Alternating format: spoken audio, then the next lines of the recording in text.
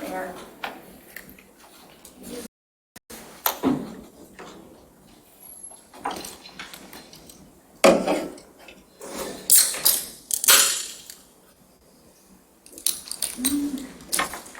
Hey, Jane.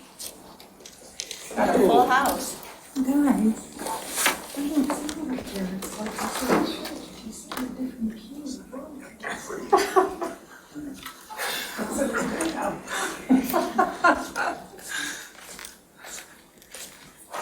Where am I going to sit? Let's figure it out. A chair over here. We need those little placards. Oh, no, we don't need No? the placards. Here, we'll come around. I'll give Pull the this to chair Flo. over here, whichever works. I'll go over that. Yes, right down there on the stairs there. I did. Just develop around. Do you want us in mask? I see, and most of us are. It's up to you, whatever your comfort. Yeah, it's recommended by the county. I wore one all day. I get relatively.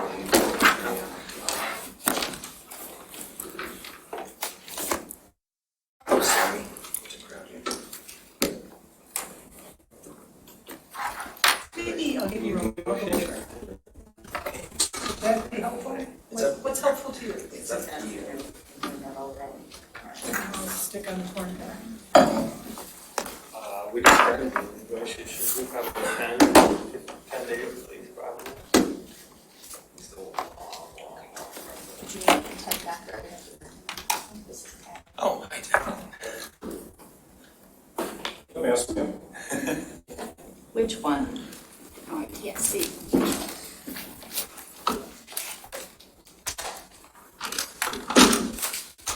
Just looking for it.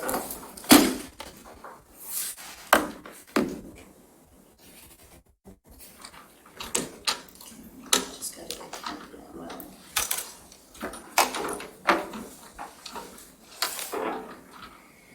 Kind of wobbly too.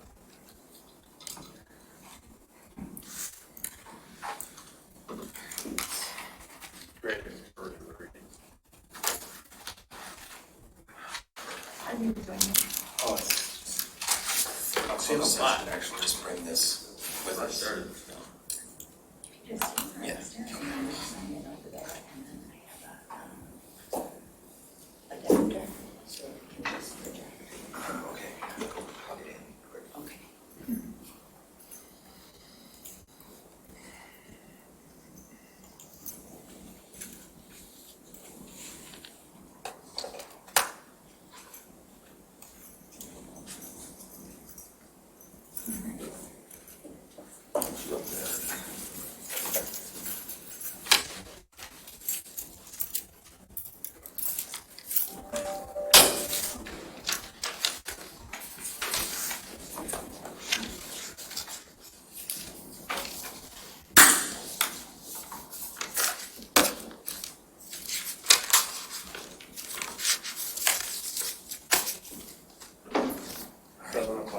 Yes, shall I proceed? Sure, Kathy said she was just signing on, but.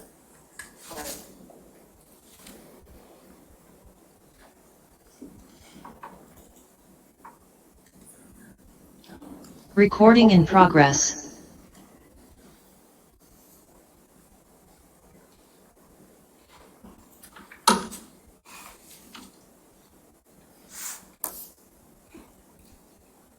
It's like an eye test.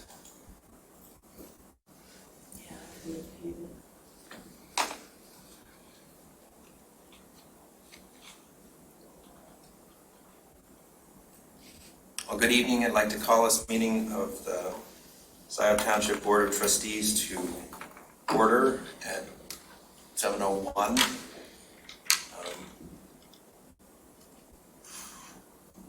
We have with us most members of the Board of Trustees present in person. But there's also at least one member of the Board of Trustees who will be joining us remotely. Those who are present in person, when the roll is called, you simply say present or here.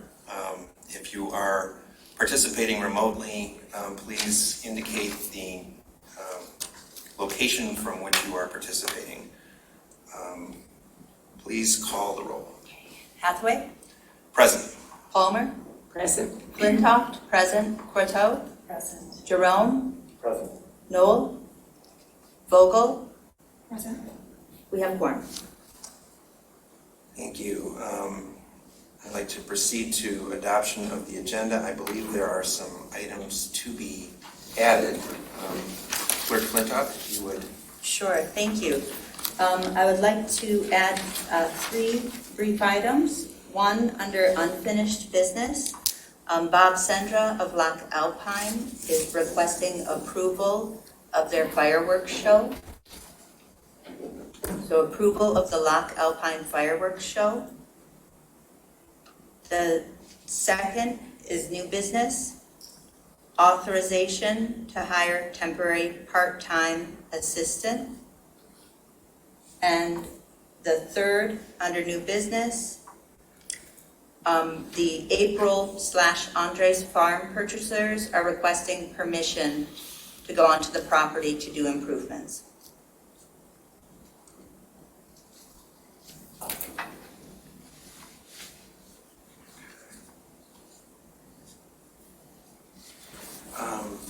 With those amendments to the agenda, is someone ready to move approval of the agenda, or adoption of the agenda? It's hard to know, what does temp PT assistant review mean? What are we talking about?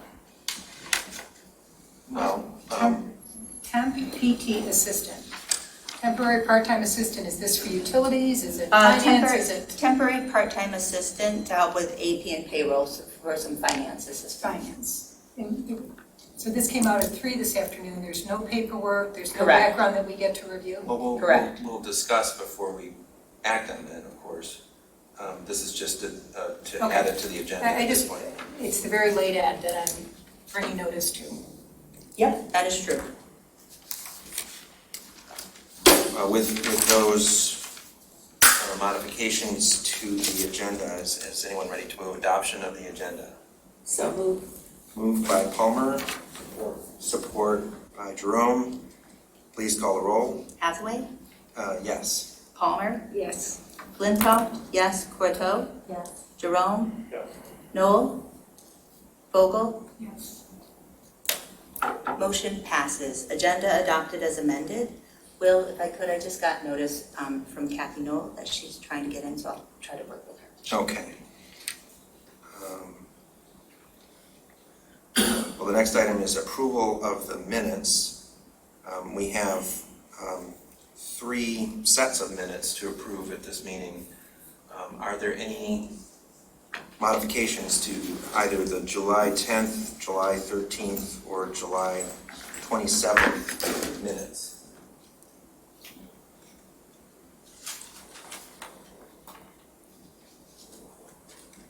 Oh, I'm sorry. It's just a clarification on E2 and July 10th. Yes. I've read this last sentence a dozen times and it doesn't make sense. They would not clear written options. And there's just something about that last sentence that I You're think- right, that's an error, thank you. Let me look at this.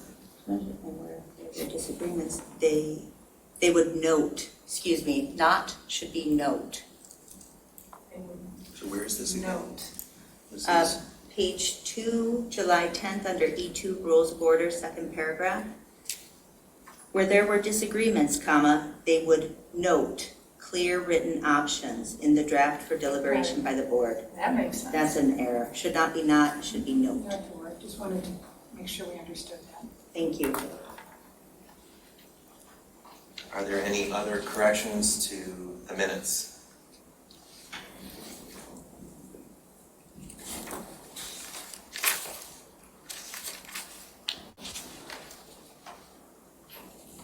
I don't want to rush people, but hearing none, is it possible to move all 3 sets of minutes, approval of them simultaneously? Mhm. Okay, would someone like to make that motion? I just had a question, which Sure. is that I was going to abstain from one of those since I was not at it, and if we move them all together, My understanding is that's not a basis for abstention.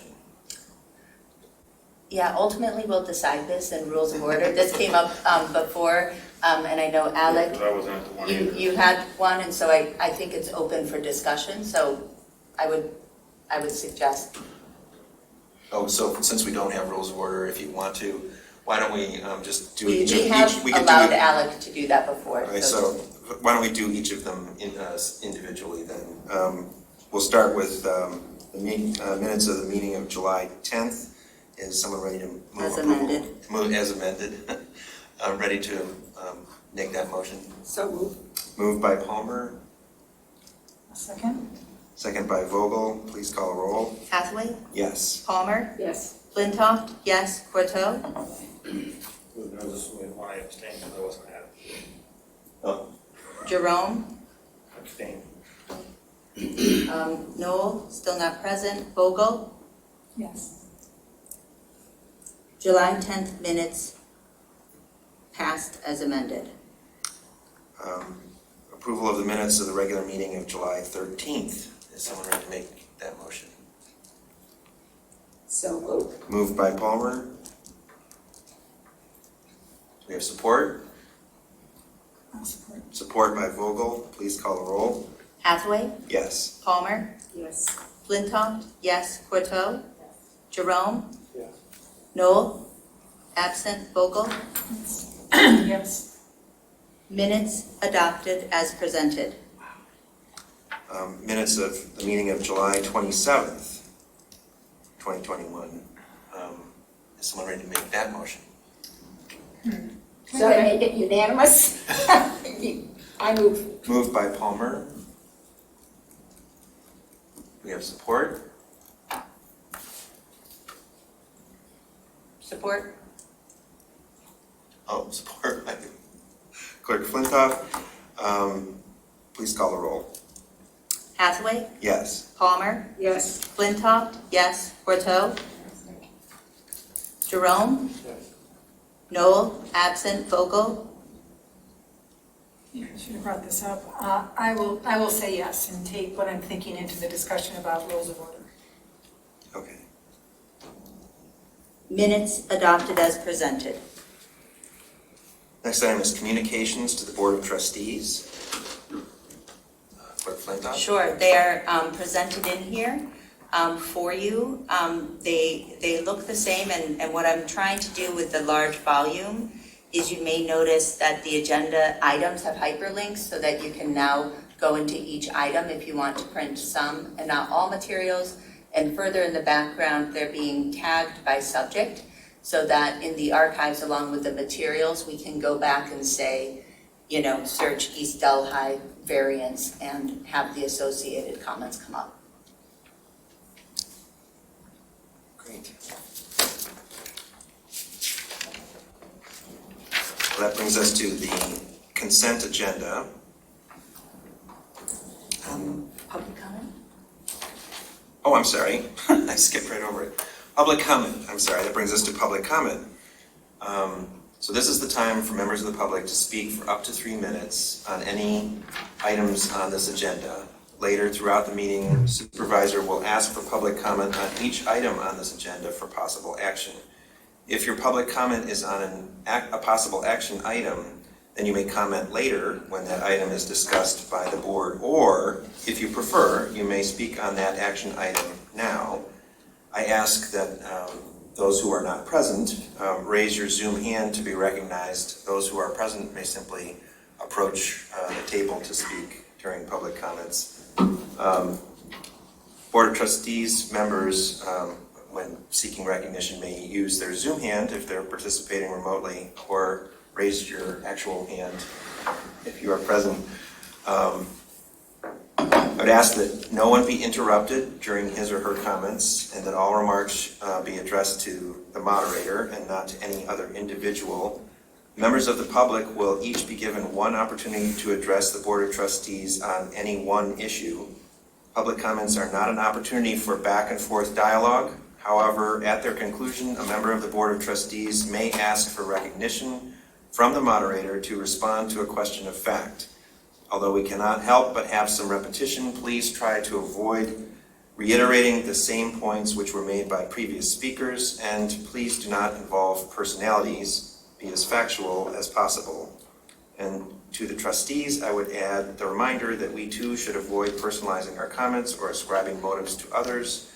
We are responsible for listening respectfully. That means our facial expressions and body language should not communicate either agreement or disagreement with what other speakers are saying. Neither should we make verbal sounds to show support or opposition to others' comments. And when we are in a roll call votes, it is time to say yes or no. The addition of further comments is not appropriate when the vote is underway. With that, are there members of the public who would like to comment? Come on up.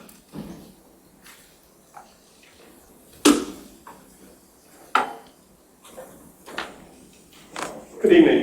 My name is Ted Thacker. I live at 1049 Westview Way in Scio Township, and I just want to spend about a minute on the consent agenda item called the Westview Way Southwood Court Special Assessment District. I believe that all of you have received a trove of emails from the property owners in that neighborhood that are pleading to get this special assessment district approved. I have, by my count, 10 out of 17, but there might have been some others that I wasn't copied on. We just want this to continue to move forward so that we can hopefully get a new road in a very nice neighborhood with a very bad piece of asphalt out in front of it.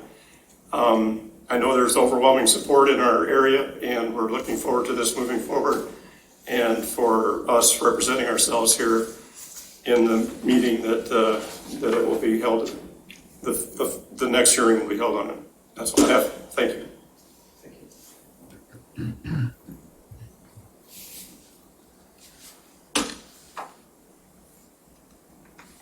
Okay, moving to Zoom. We have Peter Davis, followed by Daryl DePestel. Peter Davis? Thank you. You hear me? Yes.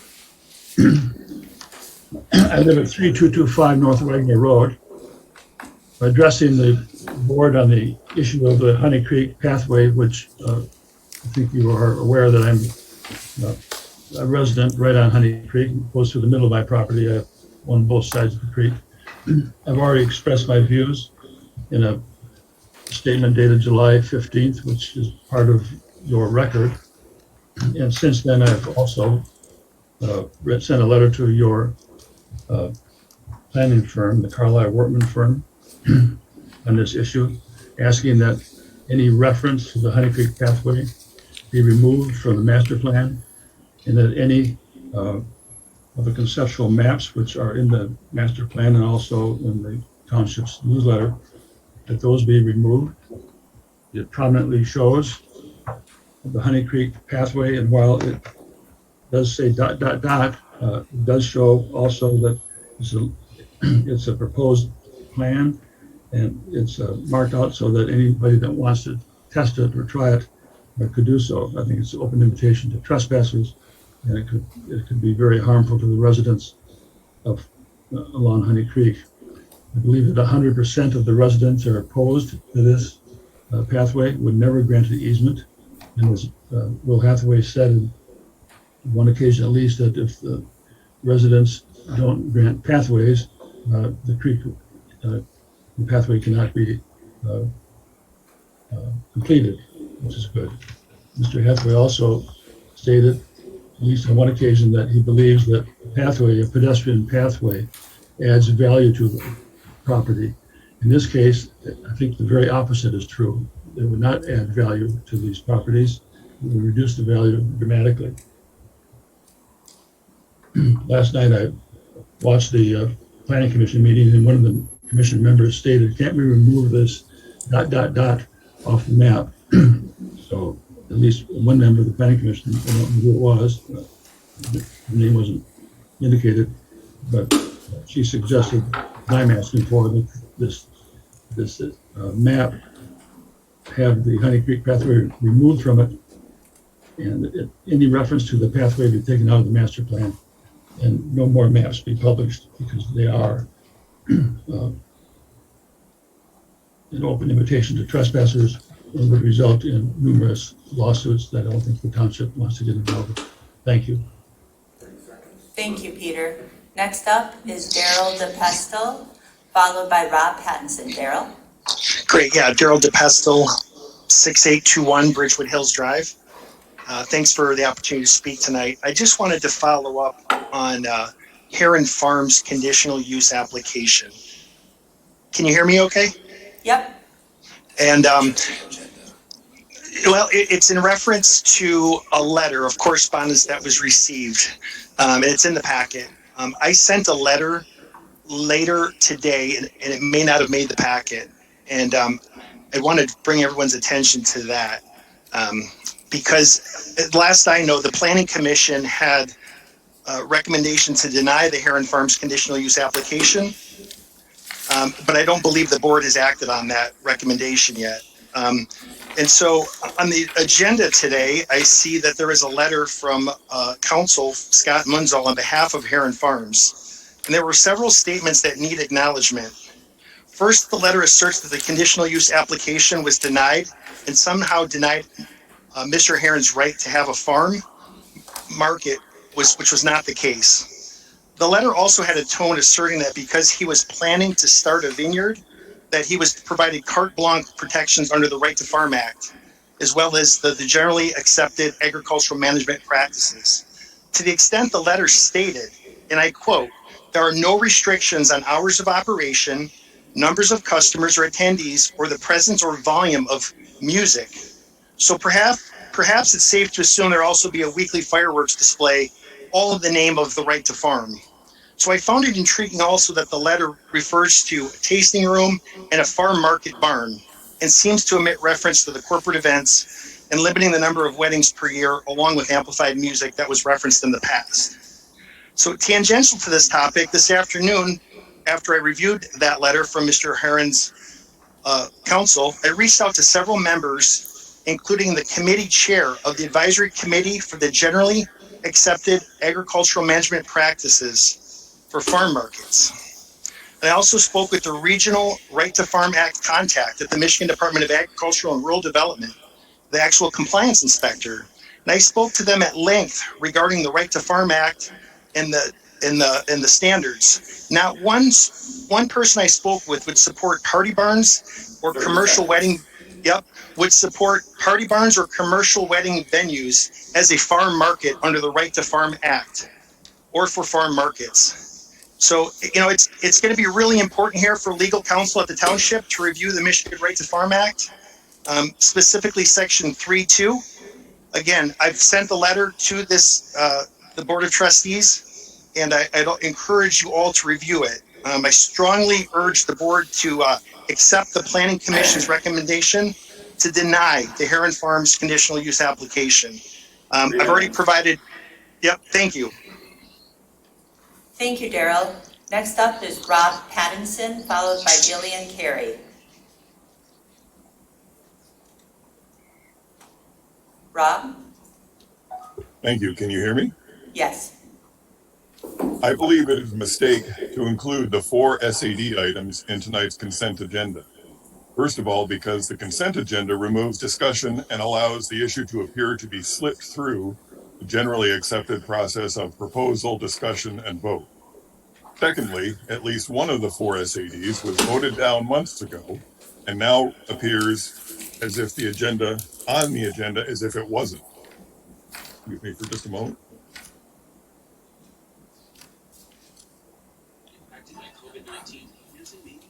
Rob? We lost you. Several months ago, Trustee Vogel said there was housekeeping to do regarding the SAD process. Supervisor Hathaway has also admitted the messy way the SADs have been handled this year. For those 2 reasons alone, the SAD process should be put on hold until the Roads Committee can get up to speed on the issues and hear from residents. At the very least, I think we can agree that this year's SAD projects have been messy, divisive, and have put a strain on the trust of residents in the Board of Trustees. I would like to see the Board of Trustees put a moratorium on road projects that don't include matching funds from the Washtenaw County Road Commission. That way, no project will miss out on matching funds that expire each year, and the SAD process can be cleaned up and made more transparent to concerned residents.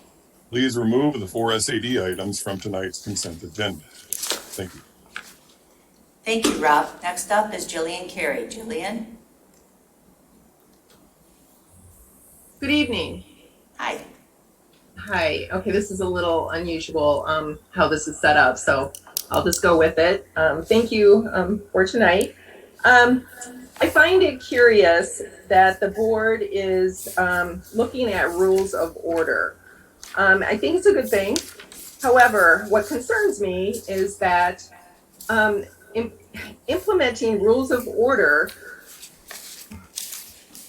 is, how do I say this? Okay, regarding the SADs, and there's been rules of orders established for these SADs.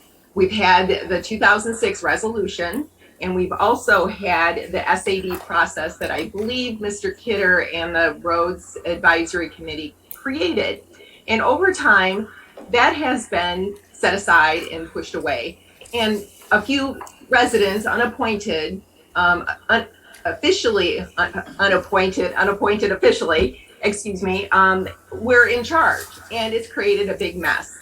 So there was an email correspondence recently, and I'm sorry I have not gotten back with that because I've had a lot on my plate, that there's a lot of accusations going on. I want to make something clear, and Mr. Thacker, thank you for being in attendance because I want you to hear this as well. I am not against any project in this township. I am against how things have been going on. I am for the following the processes, procedures, and statutes. All of these are in place to make sure that things are done equally and fair for all residents. When there's emails from officials that imply that they are for a certain project and they pit other residents against each other, that is not neutral.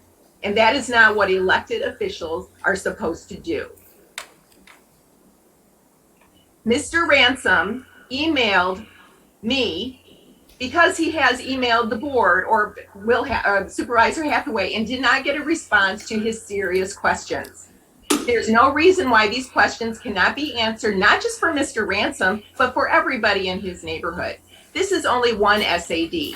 Another one is Daleview Drive. There's a lot of questions about these SADs. For example, the procedures state that we're supposed to go out for bids. Mr. Kidder in May of 2021 called up Cadillac Asphalt asking for a quote. A quote is not a bid. All of these things are red flags. This is another example of the township creating a mess, and we've had a history of it. Moving Scio forward doesn't seem like it's moving Scio forward. It seems like it's going backwards. And Thank you. Thank you, Jillian. Next up is Janet Medaw, followed by John Nanos. Janet? Hello, can everybody Hi. hear me? I'd just like to second Rob Patterson's comments and Jillian Carey's comments since I'm not able to repeat them. Thank you.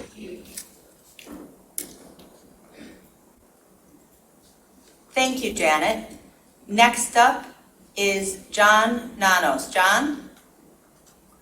Yes, good evening. My name is John Nanos. I live at 1130 Westview Way. I'm part of the proposed SAD for input of a new road. I would like to echo Ted's comments and reiterate that the vast majority of our neighbors want that road put in.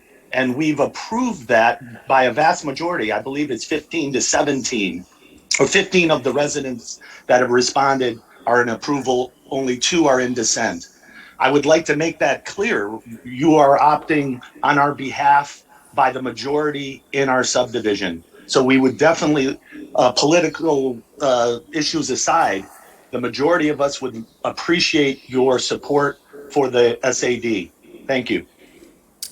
Thank you very much, John. I see no other interested public. In that case, let's move on to the consent agenda. There are 8 items on the consent agenda. Is someone ready to move the consent agenda? Moved by vote, no? You usually ask if there are items anybody wants to remove. No, I don't. Agenda. The consent agenda? It's during the. Ah, well, there you approval go, I of the missed that opportunity. Huh. All right, I'll ask my question on a related item on the agenda, it's fine. Is there someone ready to move the consent agenda? I'll move the consent agenda. Moved by Jerome, support? Support. Support by Palmer. Please call the roll. Hathaway, Yes. Palmer, Yes. Flintoff, yes, Courteau, Jerome, Yes. Noel, Yes. Vogel. Yes, Consent agenda passed as presented. That brings us to reports.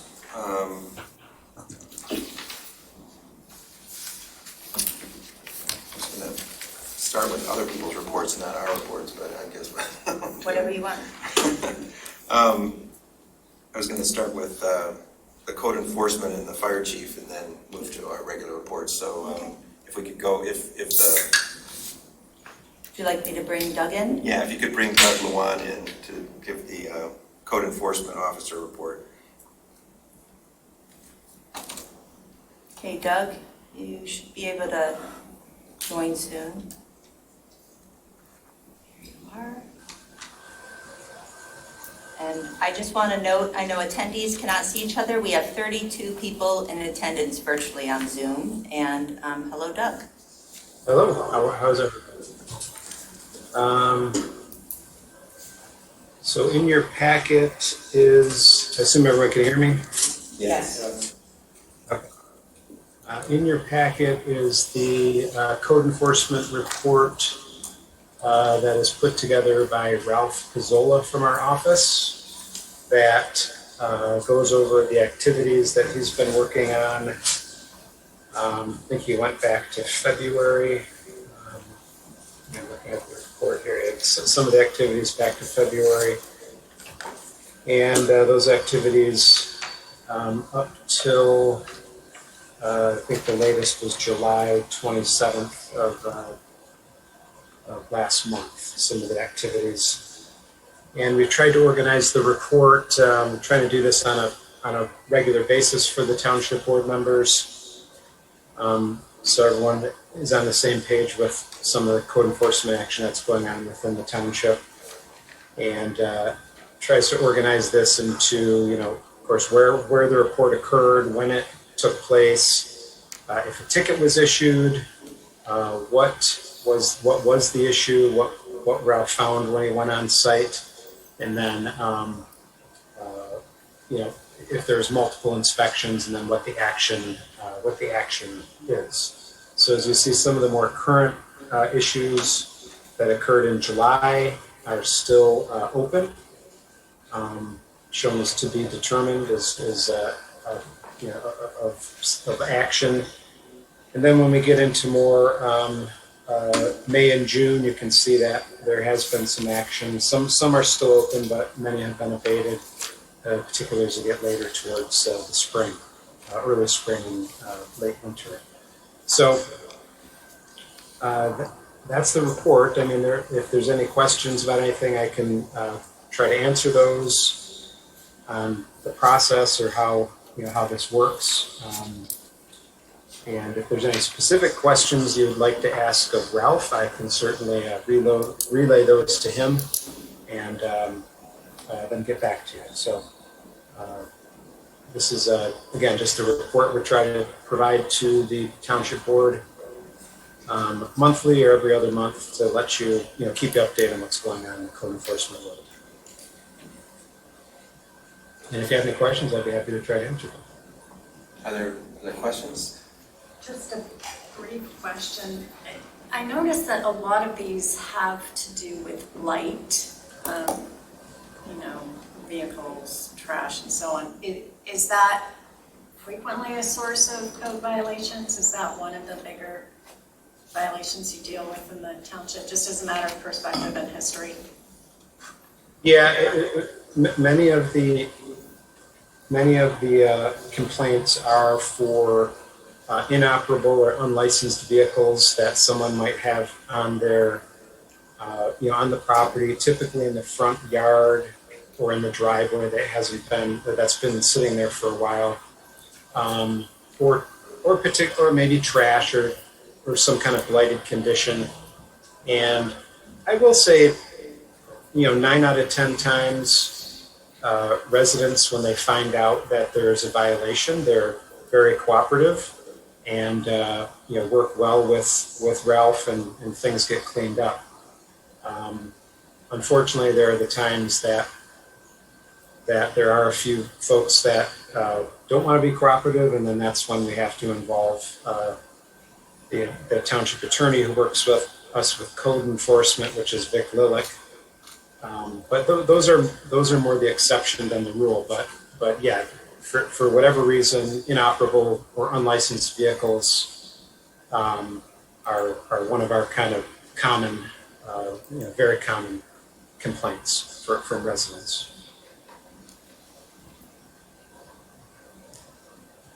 Oh, sorry. Trustee Doug, Jerome. I appreciate this, and I see there were 16 businesses with illegal signage along, I'm assuming that's the Jackson Road corridor.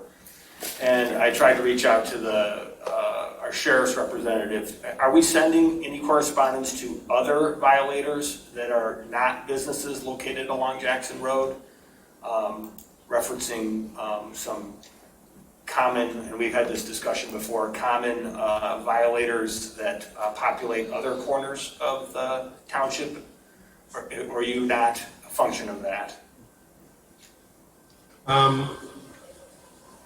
Yeah, typically we'll work with the business owners because they're a known entity. I can talk to Ralph on what he's doing with some of what we call snipe signs that are kind of located at intersections. I know the Washtenaw County Road Commission has the ability to pick those up when they're in the county right-of-way. Occasionally, Ralph Pizzola, our code enforcement officer, will also pick them up. But I'm not aware, and I do not believe he calls individual businesses that are advertised on those snipe signs. They're typically just removed. And do you know what the difference was with the number of violations between May, when you did your first inspection, and the last inspection, which was the end of July? Were the same? No, but I could try to quantify that and talk to Ralph. In other words, it says we'll continue to monitor and pick up, but are we having repeat offenders to the conditions that we found in violation for the original 16 individuals? If we could find that out, that would be helpful. Yeah, I'll talk to Ralph about that and try to get an answer for you.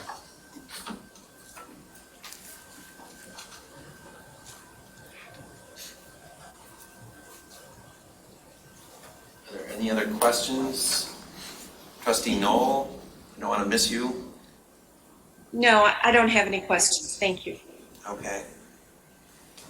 Well, thank you, Doug, for presenting the report, and thanks to you and Ralph and Vic for all of your work on enforcement.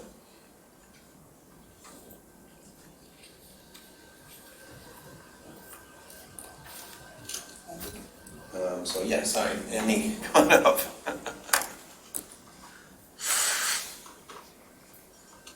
Leave it to Sheriff Street. Yep, sure can.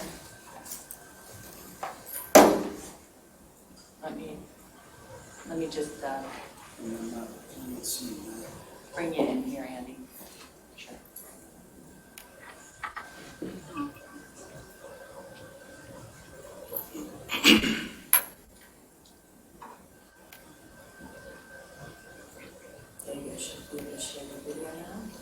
Yep, there we go. Thank you. Sure. I'm going to go ahead and pull up my report for you. In July, 110 total incidents, 104 within Scio, 6 outside the community. Here's a breakdown of our calls. Within the community, we requested mutual aid 7 times, and again, went outside the community 6 times at the request of a neighboring agency. A handful of significant incidents. Structure fire occurred on Reese Lane. Fire was brought under control very quickly. Appears to be accidental. It was officially undetermined. No reason to believe there was an intentional fire there. It appears some equipment malfunction that caused the fire. And again, minimal damage to the home. Folks didn't even have to leave the home that evening. It was contained in the garage. Additionally, we assisted Ann Arbor Township, Dexter, and Chelsea on structure fires in their communities. 2 water rescue incidents occurred on the Huron River, neither of which were resulted in significant injuries or complicated rescues, all pretty easy. We took a look at 2 fires in the community, a building fire on Reese Lane and a tractor trailer fire on Baker Road. Response time data, 9 minutes, 52 seconds total. That's from the time someone calls 911 until we arrive on scene. Call processing time was pretty high this month. I tried to dig through that a little deeper. Oftentimes that number is thrown off by our mutual aid calls. Chelsea, Dexter, whoever may go out on a fire, when they get on scene, call for help, and that could be a long response time in those communities. They cover a very large area. So I think within the community it's a bit lower, but I'm not able to dig through the data enough to quantify it for the community. Our response time from when we get notified of an emergency to arrival on scene, 6 minutes and 32 seconds average. Our goal is a response time of 6 minutes or less. We meet that goal 48% of the time this month. Here's a month-by-month comparison of incident types. One standout goes back to March on the fire column. That was a pretty significant brush season. And here's a year-over-year comparison of that same data. 2021 versus 2020. Total in the bottom right, we're up 22.41% year over year. Again, like I mentioned every month, I think last year our run volume was depressed due to COVID. So I think that's playing a role there. We do have a go-live date for our new dispatch software, which will affect our runs. They're updating all our cards. I've mentioned this some time ago, but COVID slowed that down. We have currently about 12 to 1,500 call types that our dispatch center can enter in. They're going to an electronic computer system with questions that automatically categorizes them. And we've got 5,200 call types we have to determine responses to. So we went through and we picked to start with any call where the ambulance is driving through the community emergency, we're going. And then we looked at every other individual case, and the ones where we can get there and make a difference before the ambulance, we decided to go to as well. There are a number of call types we won't go to. Non-emergency calls that are extremely minor in nature, and a number of other things like that. So we've taken a lot of time and dug through. We expect that to roll out middle of September. July response comparison, numbers there for you, 110 being the highest of the last 3 years. And something else I wanted to start including, we're doing a lot better at recording the training we do. We logged in July 250 hours of training department-wide. Responses per zone.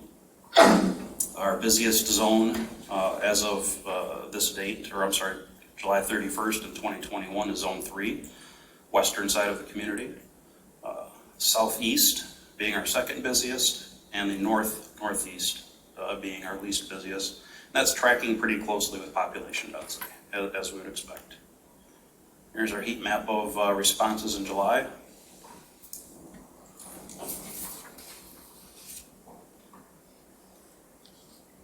I've got a couple other things to go over, but if there's anyone has any questions on the report, I'd be happy to answer them for you. Are there any questions? Chief, just one question. Yeah. Just to describe for the board and the public, can you describe the types of calls that you will be going on now that we didn't used to go on? Sure. Here, a great example. We've got these wonderful trails within our community. People bike, people walk. Previously, if someone were to, say, be on Huron River Drive near Zeeb and got hit by a biker and maybe dislocated their ankle, we're laying there on the ground, that's a non-emergency call by all the dispatch protocols. And we typically would not go on that. I've chosen for us to go on that. Sometimes we can have a delayed response by the ambulance, and I'd rather have our firefighters there splinting that person's ankle and giving them comfort until the ambulance arrives than not. So that's just one example. Thank you. A couple other things I'd like to briefly discuss. Not too long ago, the firefighters union noticed us, their contract expires here next year, noticed us they'd like to start negotiations. We've had one preliminary meeting with our labor attorney, and we would need to, at some point in the near future, call a special board meeting. We can have this in closed session to discuss negotiation strategy for the collective bargaining agreement. So that's something we need to get on our agenda reasonably soon. And last, I'd like to give a brief station update. If you've been driving by the station, you notice most of the stucco's done. The outside's looking really good. We have a lot of work that's been done on the inside. Right now, they're in the process of painting the interior of the building. I'd expect they'd be done with that in a couple of days, the first coat. Floors and ceilings, tiles going in, floors and ceilings should be going in within the next week or two. We're looking at a 5 to 6 week date before we move in. With that, I'll answer any other questions the board may have. Any questions? Are you going to have an open house? Provided the county doesn't shut us down, we are planning to have the Halloween party this year. Maybe a little different. We're going to have masks, we're going to have hand sanitizer, we're going to have more spacing, but we're planning to have folks out. I think everyone wants to see what their new building looks like. Yes. Thank you, board. Hand sanitizing wipes in every tree bag. Yep. And Halloween masks too. There you go. There you go. All right, well then let's move on to reports from officers and representatives to committees. I'll commence. We have a special meeting coming up, 4 p.m. on Tuesday, August 17th. This is to deal with administrative structure and authority issues that sort of remained after the May 11th decision by the board in favor of the township administrator model. I learned that the Washtenaw County Road Commission is planning preventative maintenance on both the East Delhi and the Foster bridges in coming months. And so this will be an item for a future Board of Trustees agenda because the township has an agreement to share costs for these kinds of preventative maintenance on the East Delhi Bridge. But the work on both bridges will have implications for township residents, so I wanted to give plenty of notice. There will be a public hearing that the Road Commission will be holding this fall before the work occurs. So there will be opportunities for public input and to learn more about the work and the schedule and so on. But while the work is underway, the bridges will be closed respectively. And so there will have an impact on people and their ability to get around. It was the East Delhi And the Foster Bridge. So both of them, the preventative maintenance is painting, but you can't do that painting work with vehicles driving back and forth on the bridges.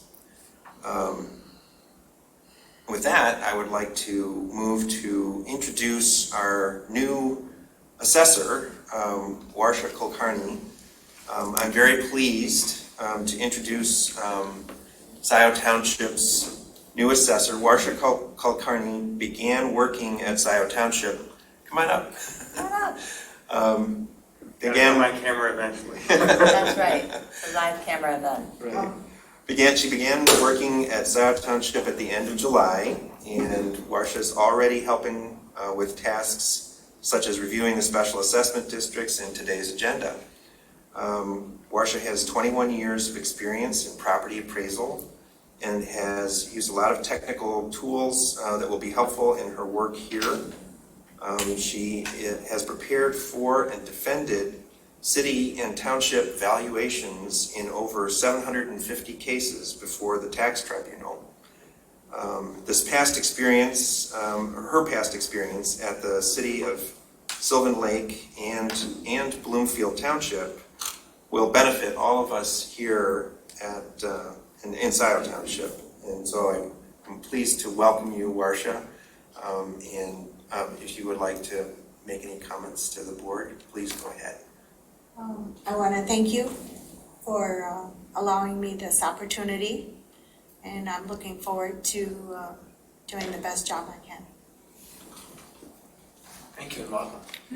Welcome. Yeah, it's really nice to have you in the office already, and so glad that you're having a chance to get to know the whole team. So we're really happy you're here. Yeah, really grateful Jim is here to kind of guide me on Scio Township.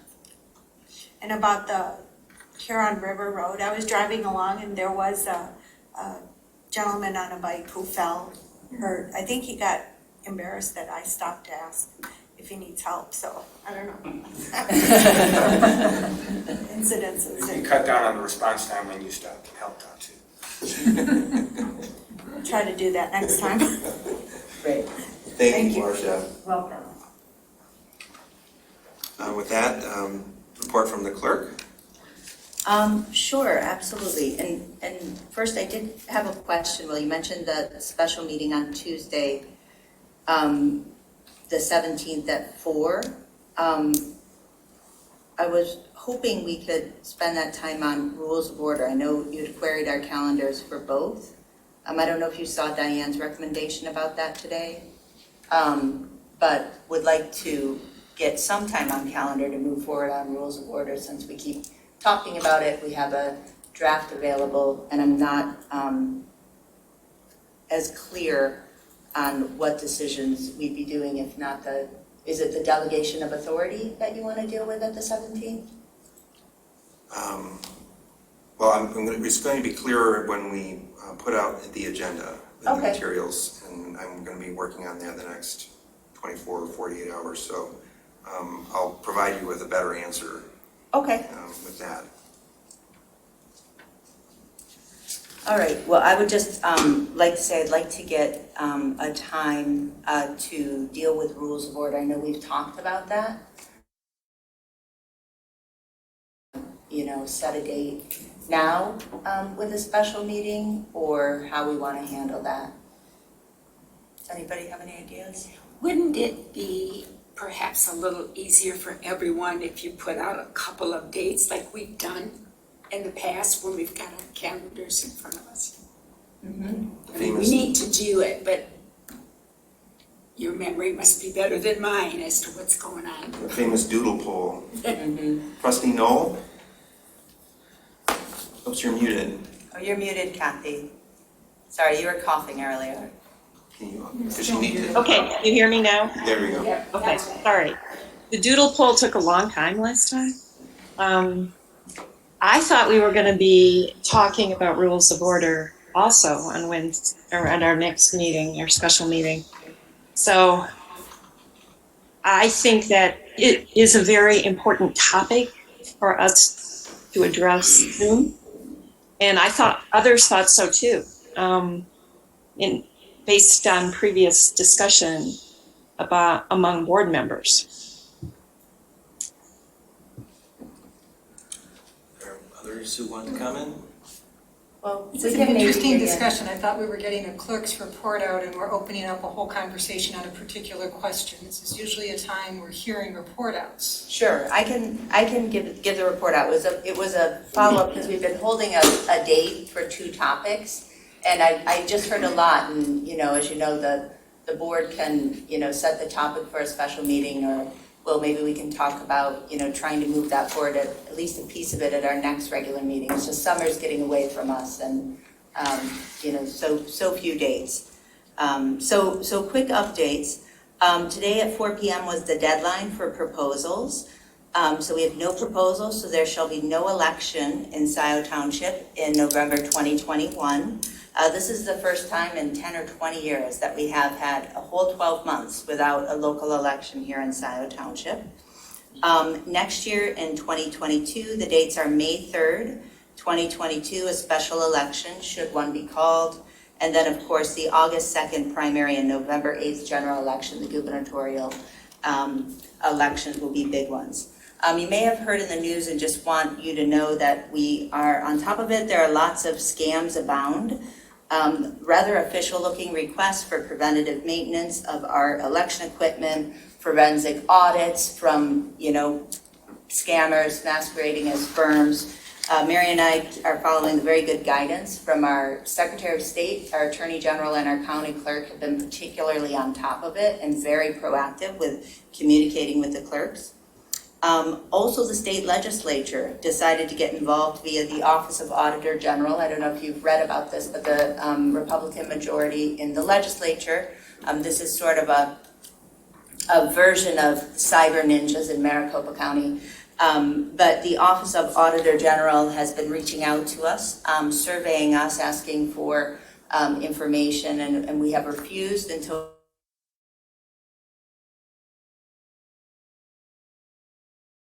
issued an opinion confirming that they do not have the authority to ask questions or audit local elections officials. So we are following that, and I'm very appreciative for the good partnership we have with our county clerk. On the finance side, our audit for fiscal year end 21, that's the year ending March 31st, is underway. Plant Moran is completing their work, and they plan on presenting to the board on September 14th. So that will be a big presentation with the official communication and report to the board prior to then. Last, the Budget and Finance Committee regularly meets the third Wednesday of the month. Instead of the third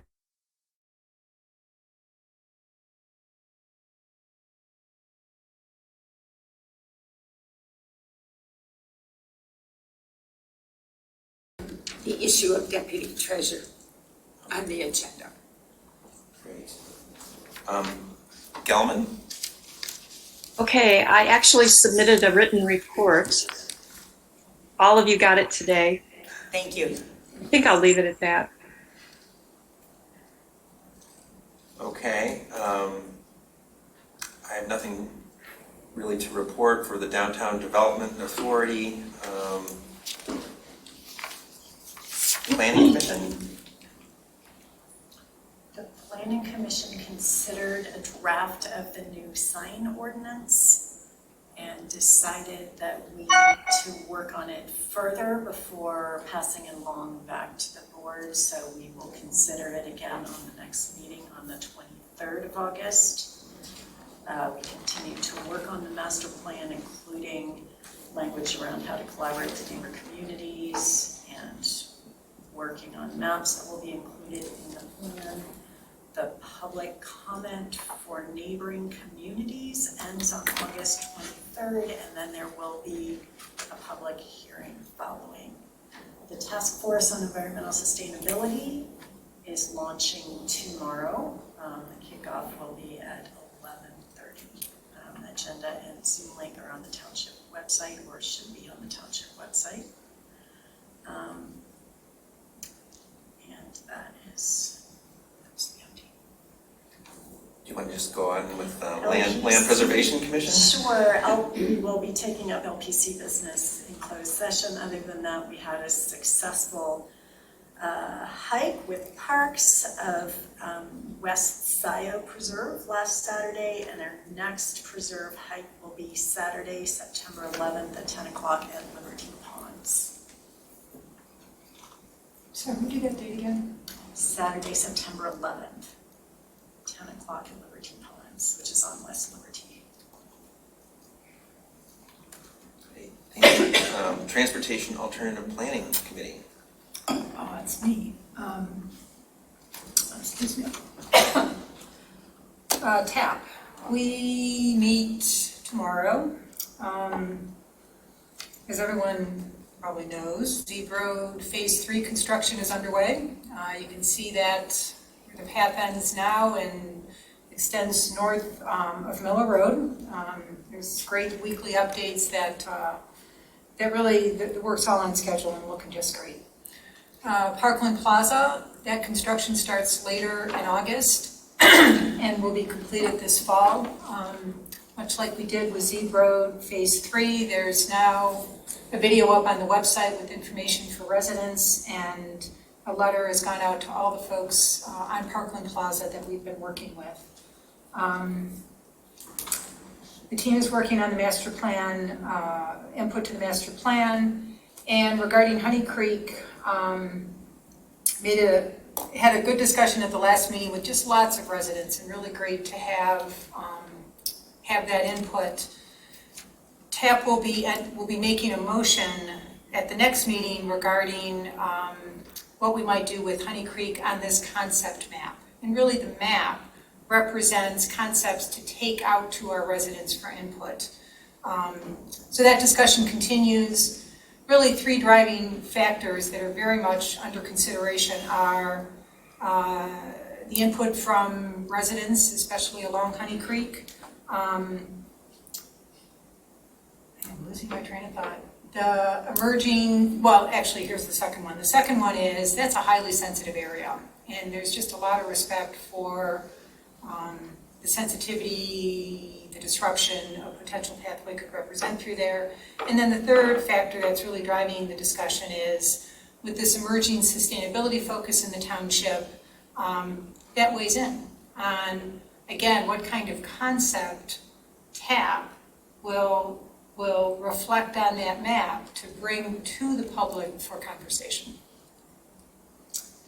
That is pretty much it, except to say that a sub-team of TAP, which is our funding strategy, continues to work on funding options for both Zeeb Road Phase 4 and 5, so we can really leverage these millage funds that we work from. That's it. Parks Advisory Board. Briefly, we continue to work on the amenities for the Marshall Road Park. We're still working in development of the picnic pavilion and other things for that site. We have just started initial discussions, and we'll be getting it next week as well, for the PPOS, so the Parks Pathways and Open Space Master Plan, which needs to be renewed, and so we're going to be getting that. And for broadband, I just want to read quickly a portion of the letter. I asked everyone to participate. This is actually from Barb Fuller, who's the chair of our broadband task force, wanting to please let you know that your testimonials, we had over 90 pages worth of remarks during the public comment at the Wednesday Ways and Means regular meeting of the Washtenaw County Board of Commissioners, and it made quite an impression, but we're only halfway there. I'm going to paraphrase a little bit. In the spirit of achieving both equality of access of high-speed broadband infrastructure and equity of affordability, the BOC has moved consideration of appropriating American Rescue Plan Act dollars for this purpose to their September 1st, 2021 meeting. So this is being considered at the next meeting. So I would suggest and encourage everyone to participate. That is September 1. The Ways and Means convenes at 6:30. The regular board follows after a short break. And the link to join that is www.washtenaw.org/215/webcast. So I encourage you, we're halfway there. The board really heard the citizens and the different townships that weighed in and are recognizing the importance of access to broadband for all of the residents of Washtenaw County. Thanks, that's it. Great, that concludes reports, I believe, and brings us to unfinished business. We have the first item is a master plan presentation. Again, we have with us Doug Lewan, and associated with the presentation is a budget request. Doug?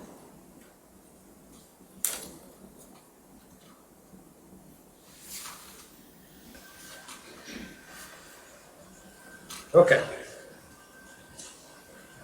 So Will asked me to be available tonight to talk about the master plan and kind of where we're at in the process, and discuss one particular item, which I'll get to in a moment, and that is the final approval of the master plan, and specifically which group within the township, which body would be the final approving authority, and just to kind of discuss those options and let the township board know that they have this option, for one thing, to be the final approving body. And I'll talk about that in a little more detail in a moment. And I might ask to share my screen. I'm not sure if that's possible, but in a moment I'll let you know when I can do that, when I need to do that. So right now, the master plan, we've been working on it probably a little over a year and a half, and we are in the kind of the final stages of the public input process of the master plan. And specifically, it's the input process where we solicit comments from all of the adjacent communities. And those are all of, the adjacent ones that border Scio, and in fact the ones that are also kitty corner to each of the corners of the township. And that's in an effort to try to get some cooperation or collaboration with some of our neighboring communities. And this is a required step from the planning enabling legislation called, it's Public Act 33.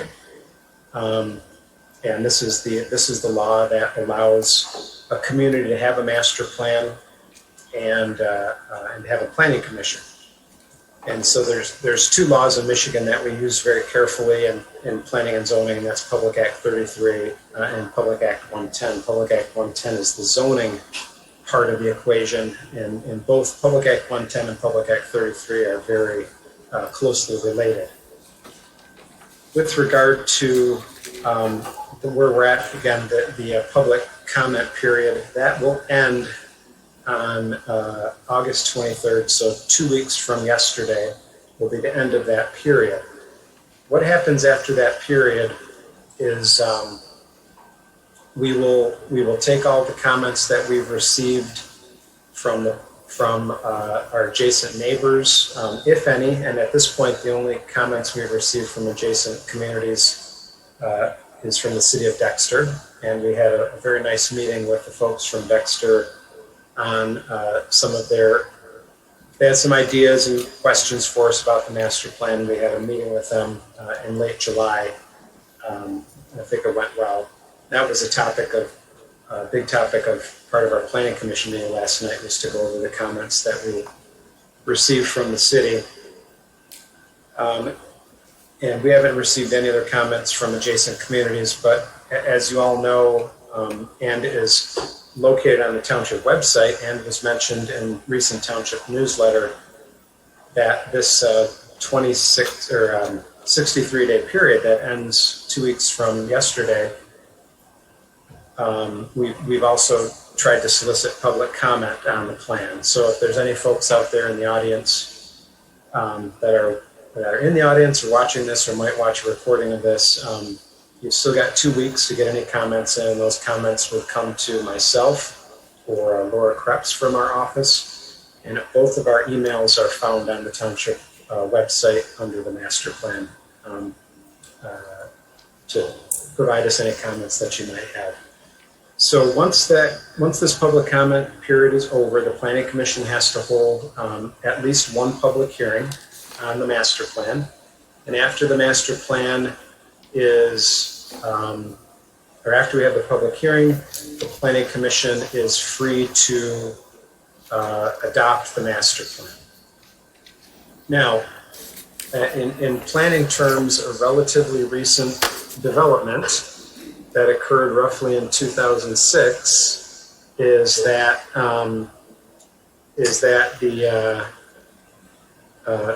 the planning enabling legislation, Public Act 33, introduced the idea of allowing the elected officials to allowing elected officials to be the approving body. And I'll pull up the law here just so everybody can see that, if that's okay. Because we're going to talk a little bit about this. So on your screen, I assume this is on your screen now, Yep. is the part of Public Act 33 that talks about the approval process of the master plan.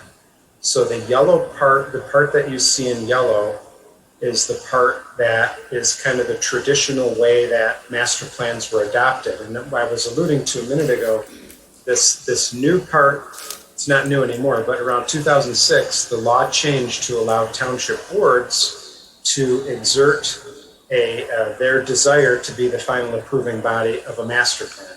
So what you see here in yellow is that's what I just talked about. Is so before approving the master plan, the planning commission shall hold not less than one public hearing. The hearing has to occur after the expiration of comment under section 41.3. That's the 63-day public comment that expires in 2 weeks. So once that's over, we have to hold at least one public hearing. And then 2/3 after that public hearing, 2/3 of the planning commission has to agree. The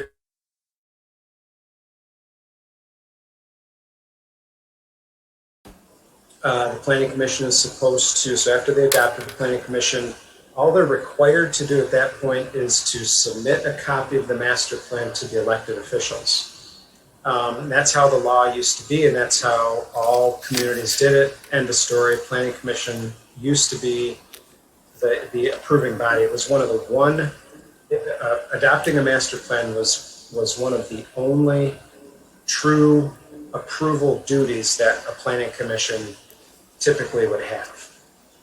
When they changed the law back in 2006, this blue part was added. And so you see the very last sentence under number 3 is it says approval of the proposed master plan by the planning commission under subsection 2 is the final step for adoption of the master plan.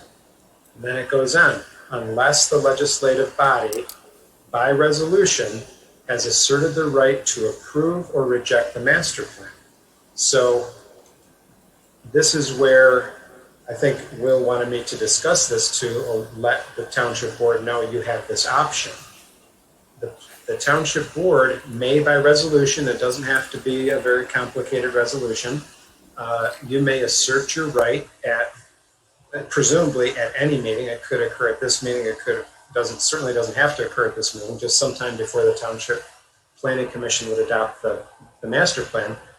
The township board would have to make a resolution asserting your right to approve or reject the master plan. So what would happen then is after the planning commission approved the master plan, it will come to the elected officials, to the township board, and then you would also be the final approving authority of the master plan. Technically, the master plan would not be adopted if you followed this and asserted your right to be the approving body.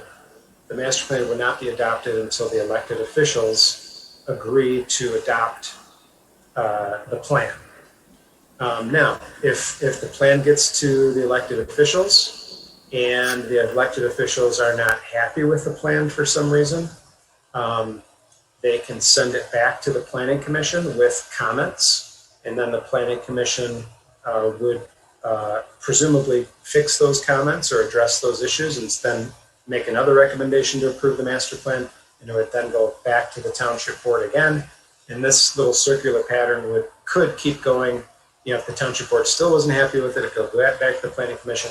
Hopefully that wouldn't happen a lot. Maybe that would be one circulation of that kind of thing, but it could occur more than once. And then ultimately the township board would presumably approve the master plan. So in my experience, and really our firm's experience, and we represent over 70 communities in Southeast Michigan, it's pretty, I would say it's pretty evenly split between communities that the elected officials have elected to adopt the master plan and those communities where they just allow the planning commission to continue under the old way it was done to adopt the master plan. In Scio Township, because this is a relatively new part to the law, I believe the last master plan the one we're working on right now, I think was the first time that, maybe the first or second, but I think that was the first draft that could have been, sent back to the town, or the township board could have asserted their right to approve the plan, but they didn't. So up to this, in the history of the township, as far as I know, and actually it wasn't even allowed prior to 2006, the planning commission has always been the final approving body. But since the law changed, there's been quite a few communities that have taken up, the new language in law to allow this to happen. So, like I said, it's pretty evenly split in my experience of communities where the elected officials take up the approval. Some, like the planning commission to do it. I guess the broad theory of the planning commission being the approving body is that they are not technically a political body. They are all appointed officials. And so leaving the review and approval of a master plan with a non-political body, the theory being that the decision is just based on the information in the plan, and that nobody's twisting anybody's arm or anything. Not that anyone would do that, but that's just generally the theory behind why a planning commission might be better to adopt a document. However, on the other side of the coin, this law change allowing the elected officials to do it makes sure that there's good coordination between the planning commission and the township board. So there's good arguments on both sides. I actually don't have a preference. I've seen it be very successful both ways, and it's really a preference of the community on how you want to proceed. So that's the first part of this talk, or my discussion, and I'll stop sharing here. If there's any questions about that part of this, and then I'll talk a little bit about the budget issue as well. But if there's any discussion about where we're at in the process, or how the process, how this part of the process might work, or if you have any concerns or anything like that, I'd be happy to try to answer those for you. Doug, before we open it up to other questions, one thought that you and I discussed was, or one possible approach that you and I discussed, because in the process there's a public hearing before the Planning Commission, is to have that public hearing be kind of a joint meeting between the Board of Trustees and the Planning Commission. And that way, members of the Board of Trustees would benefit from hearing what the public comments were at that public hearing, and participating in the dialogue with the Planning Commission. And that might inform the decision by the Board of Trustees whether to assume that responsibility for final approval or not. Do you want to sort of address that thought at all? Yeah, I mean, I think you summarized it pretty well, but yeah, I think we did talk about possibly having a joint meeting of the Planning Commission and Township Board at a public hearing, or at the required public hearing for the master plan. That would do a couple of things. One, it would, as you mentioned, would allow all of the Township Board members to hear what the public, if there are any issues from the public at that public hearing, would be brought out. And then it would also allow the Township Board members to participate, because if it's a joint meeting, of course, they can participate in that part. And if that's really the goal, to make sure that all the Township Board members are informed and understand what's happening with the approval of the master plan, that kind of joint meeting alone might address address this idea of cooperation between the two boards. But that's that is something that it'd be totally up to you guys. But if you want to do that, that would be one way to kind of garner that cooperation between the two bodies.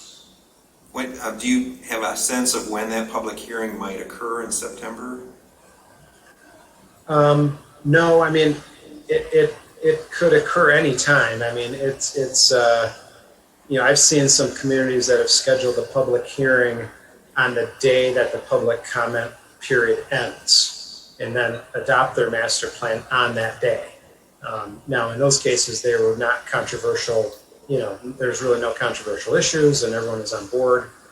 But there's no specific time limit or date when we have to set that public hearing. I think part of this is going to be dependent on how many public comments we get from both our adjacent community neighbors and the residents of the township, because we'll put that into some kind of table or report and give that to the planning commission to digest at the meeting presumably on the 23rd, and then we'll kind of go from there. But I would generally it should, I don't know why it wouldn't happen any later than the second meeting in September. Are there questions from other members of the Board of Trustees? Trustee Vogel. Well, Kathy, Oh, I'm sorry. No, that's okay. Go ahead. I didn't look over there, sorry. Okay. Well, okay, I've got a specific question. It relates to planning issues. It may not necessarily relate to the master plan, but it does in a peripheral way. So I know, Doug, I mentioned this to you last week. A concern that's been brought to my attention by some residents is that the Honey Creek concept pathways have found their way onto Google Maps. And residents have had walkers trespassing on their property because of Google Maps. And I want to know, what is the township going to do about this? Like, is the township going to contact Google, work with them to get these pathways that are just a concept removed, or what? Yeah, I got to tell you, I've never heard of that, and it's surprising, and unfortunate because there's a lot of planning documents that are just planning documents, and while we would love to say everything that we put in a master plan, our recreation master plan is going to happen, I mean, we all know that much of what we put in our plans unfortunately doesn't happen because they are just plans, they're goals or policies or things we aspire to. So for Google to put in, on Google Earth or wherever it's at. So Commissioner Knoll, I do not know, I would not know how to even address that. I mean, we could try to get someone to contact Google, but that's alarming and very unfortunate.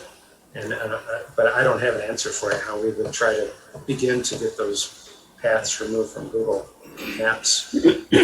I know this resident has copies of her communication with Google.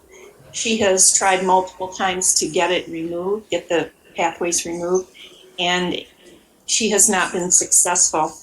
I'm also wondering about potential liability issues for the township with trespassers who are relying on these Google Maps. And in some of this property, there's hunting that goes on. Yeah, that might be a good question for Mr. Fink.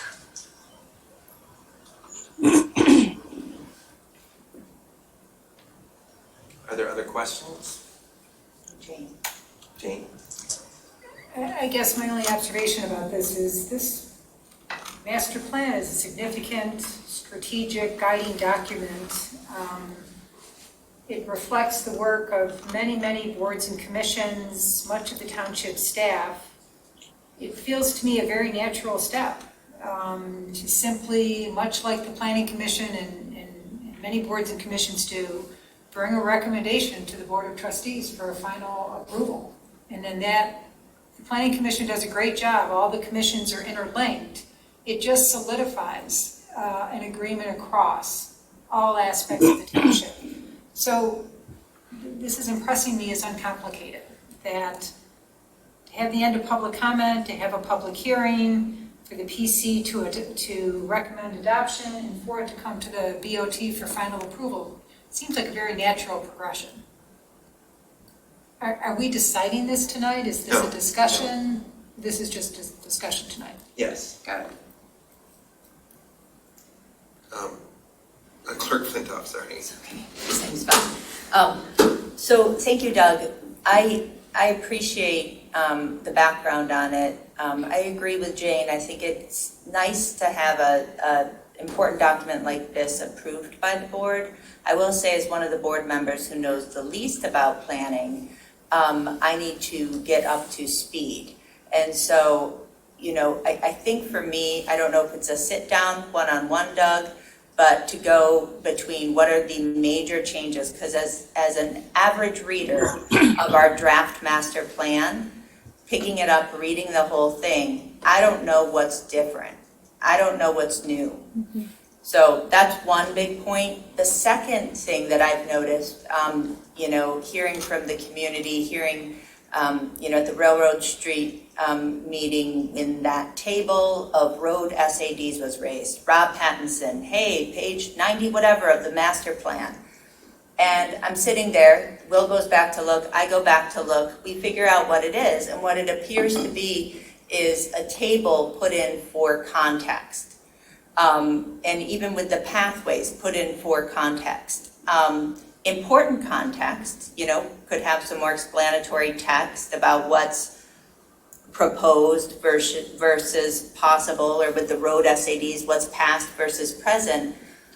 But what is the meaning operationally? Does it mean anything to have a map of pathways in the master plan? Does it mean anything to have the prior road SAD investments? And I'm asking, you know, both operationally or just kind of politically, what does that say to residents or to potential developers who are reading it? How important or significant are those items that might look simply contextual to the average reader? Would you like me to try to answer that in some manner? So I can try to answer. So the pathways, there are two pathway maps in the draft master plan. There's only one in the existing master plan.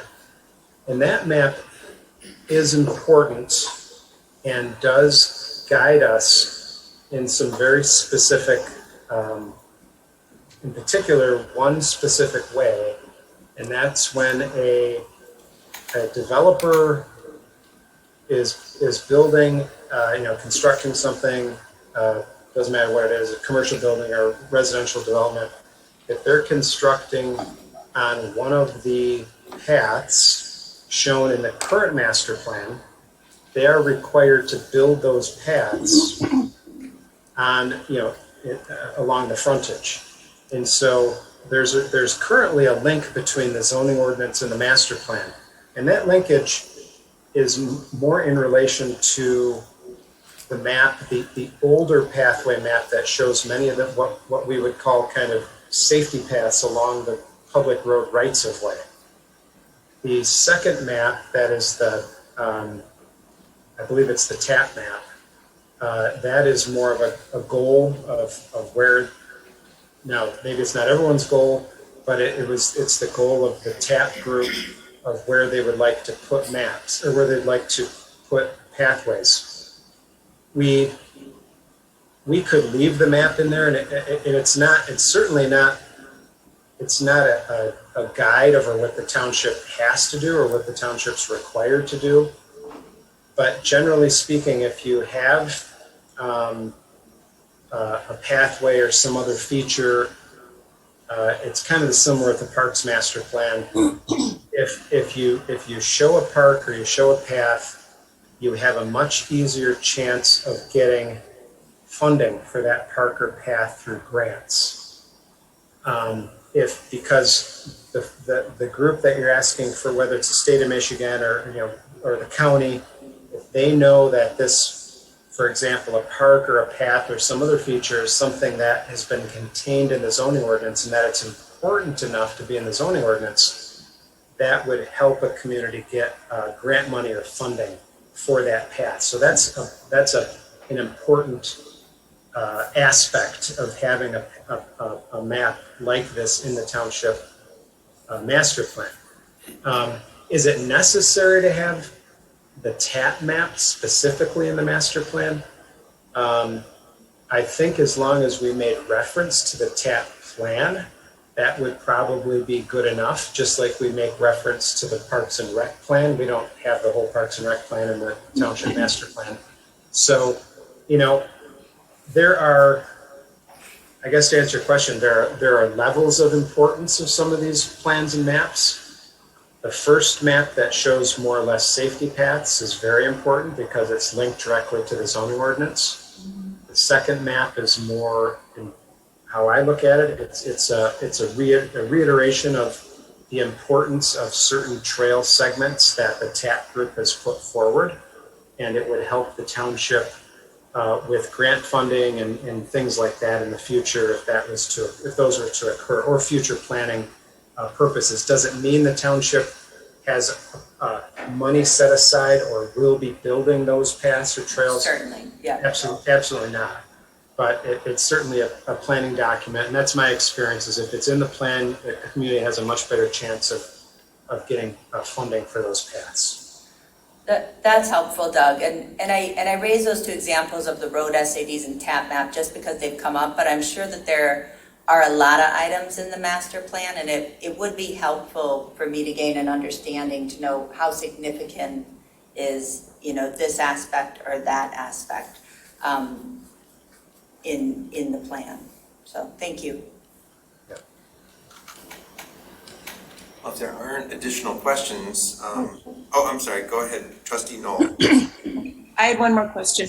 Doug, I had talked to you about this previously, and I had asked you about the possibility of you preparing a memo summarizing the differences between the draft master plan and our current master plan, and doing a presentation to the board so that the whole board has this as a foundation, just to understand the differences between the two master plans. Yeah, I'm still working on that. I don't have it done yet, but yes, I will be preparing that for the township board. Okay. Do you plan on doing another presentation just on that? Yeah, I'd be happy to. Okay. Thank you. With that, Doug, could you sort of segue into the budget request? Yeah, the budget request I provided you, Will, and I saw you put it in the packet, a budget increase in the current master plan to finish it off of $11,000.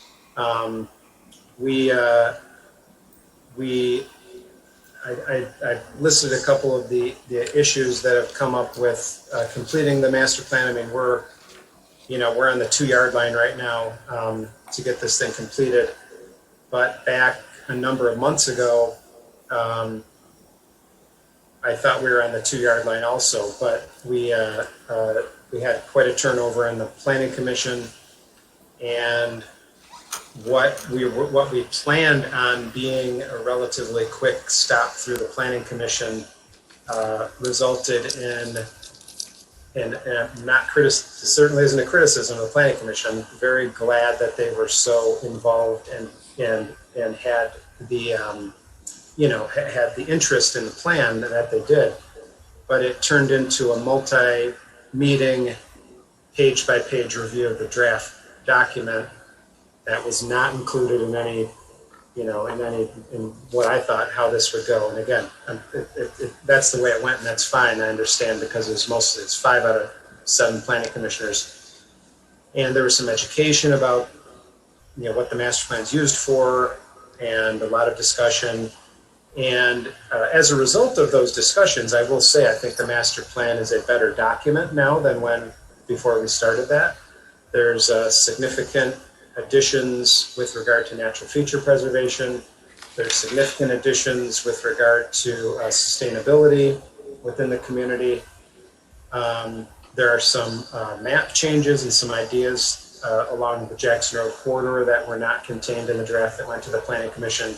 So with a new Planning Commission also came a new perspective.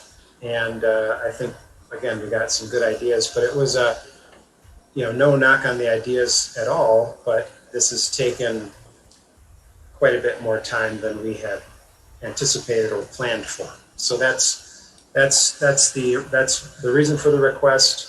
I don't think we will use the entire amount, but I don't want to have to, come back in 2 months and ask again. So I think this is, how this usually works with these kinds of increases. It's a not to exceed amount, and that would be a not to exceed amount of $11,000. So that's the request, and we'll leave it to you guys to come up with your decision. Are there any questions regarding the budget request? I will say, my experience with Carlisle and everybody on the board has had some experience to get to know them. They're very frugal and they're very good. So if they are seeing a need not to exceed, so they're being very careful, we need to approve it. Well, this is an action item, so if there's members of the public who would like to comment. I see one hand, Pam Boyd. Pam? Good evening. Hi. Pam Boyd, 517 Linden Lane.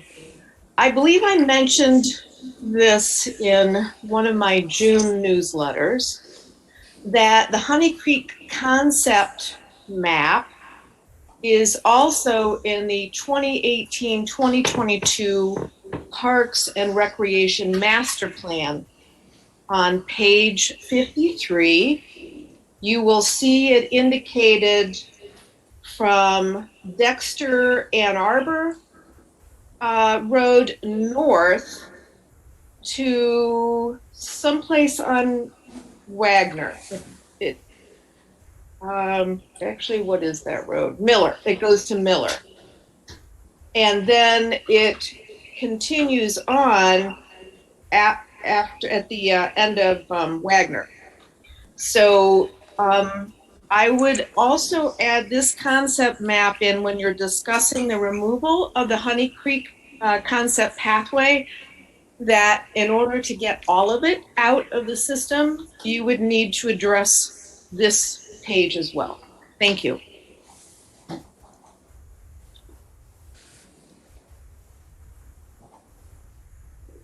there other comments? I see none. In that case, is someone ready to move the model motion? That motion for this item would be to approve up to $11,000 in additional funding to support work by the township's planning consultants at Carlisle Workman Associates on updating the township's land use master plan. So moved. Moved by Corto, sorry. Support by Jerome. Please call the roll. Hathaway? Yes. Palmer? Yes. Flintoff? Yes. Corto? Jerome? Yes. Noel? Yes. Vogel? Yes. Motion passes. Great. That brings us to approval of the Loch Alpine fireworks. And this was a late addition to the agenda, but it's not an unfamiliar item for the board. We've actually considered this twice because of the pandemic and then because of, I guess, weather. Incredible rainstorm, their makeup date in June.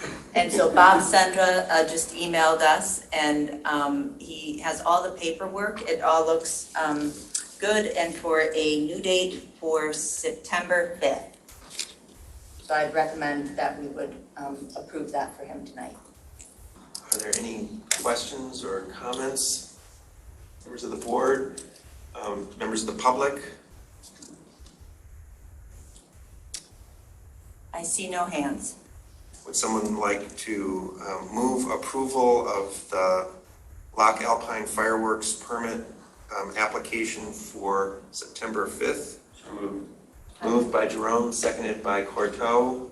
Please call the roll. Hathaway? Yes. Palmer? Yes. Flintoff? Yes. Courteau? Yes. Jerome? Yes. Noel? Yes. Vogel? Yes. Motion passes. We'll have the permit for you to pick up tomorrow. This brings us to new business. First item is conditional use Scio Retail Management 2. This is CU number 21001/PSP. And I believe we have participating remotely. There's 3 people who are here, I believe. Mitchell, Harvey, Brandon, Schramm, and Bo Wynn. All right, I'm looking for the names. I don't see Mitch. Oh, here's Mitchell. Here you go, Mitchell. I'm bringing you in on video. Mitchell and Harvey. Well, his last name is Harvey. Okay. Brandon Schramm, SCHRAM. I don't see Brandon. And then Bo Wynn, W-I-N-N. W-I-N. No, I'm sorry, W-Y-N-N. Okay, thank you. I don't see, but we do have Mitchell Harvey. Mitchell, hello. Good evening. Can you guys hear me all right? Yep.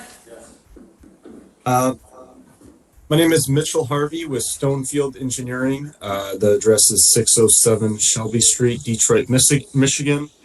And I'm representing the applicant, Scio Retail Management 2, LLC. And tonight we are here seeking conditional use approval for the proposed drive-through restaurant located at 140 Zebra Road, just to the east of the Meyer at the corner of Zebe and Jackson. I'll just do a quick little overview of what we're proposing. We are proposing a 4,200 square foot drive-through restaurant with 61 parking spaces, as well as 23 drive-through stacking spaces. The site is going to utilize cross-access with the neighboring developments to the north as well as to the west. We are not proposing any new curb cuts onto Zebe Road. We have also proposed a pedestrian connection to the main entrance of our building that ties into that existing sidewalk along Zebe Road. As presented, we are not requesting any variances from the Board of Zoning Appeals. And based on a review of section 36-224 of the zoning ordinance, we believe this site meets the standards for conditional use approval. Those standards being the site is harmonious with the surrounding commercial corridor, the development is compatible with the natural environment, utilizes the site master plan for commercial use. The site is adequately served by public facilities with the nearby utilities within Zebe Road and within the Meyer parking lot, as well as the surrounding stormwater. The proposed use will not be hazardous to any neighboring present or future uses. Use will not create any additional public cost, and the proposed use is appropriate under the future land designation of this parcel as a planned mixed-use corridor. So with that, I would like to thank you for your time this evening. And I'm happy to answer any questions you may have. Thank you very much. Thank you. I see hand raised, Trustee Noel. Yeah, I had a couple questions. There wasn't a lot of information in the packet on what restaurant will this be and what will the hours of operation be? Sure. So the restaurant is going to be a Panera Bread, and I believe their regular hours are 6 a.m. to 10, and they have modified hours on Sunday, but I don't know that they're within that 6 to 10 range. Okay. There's another Panera just off of Jackson. Yep, the game plan is for that one to close and then for them to relocate here. Okay, great. Okay. Well, that's helpful. Thank you. Thank you. Are there other questions? Oh, comment from Trustee Cortez. So the planning commission spent a lot of time considering the parking and the stacking. I wonder if you want to explain to the board how you're dealing with some potentially troublesome traffic issues and the concerns around the issues at Starbucks. Absolutely. I'm going to share my screen if that is okay. Yes. Okay, can everybody see this? Not yet. No. Uh-oh. Let me try again. Oh, no. You're good. Okay, so this is the site in question down here. To the north is the Starbucks, Verizon, Jimmy John's. To the west is the Meijer. And just a few items that I want to highlight here that kind of makes our site unique and deal with a unique problem is the sheer amount of stacking spaces that we have. So what we did is designed our site in a manner where you have essentially counterclockwise circulation. So and customers will come in off of Zeeb Road, enter into the site. If they choose to use the drive-through lane, they will enter in through one of these two drive-through lanes. There's capacity for 23 parking or stacking spaces throughout the drive-through, which we don't really anticipate ever exceeding, even during the opening day.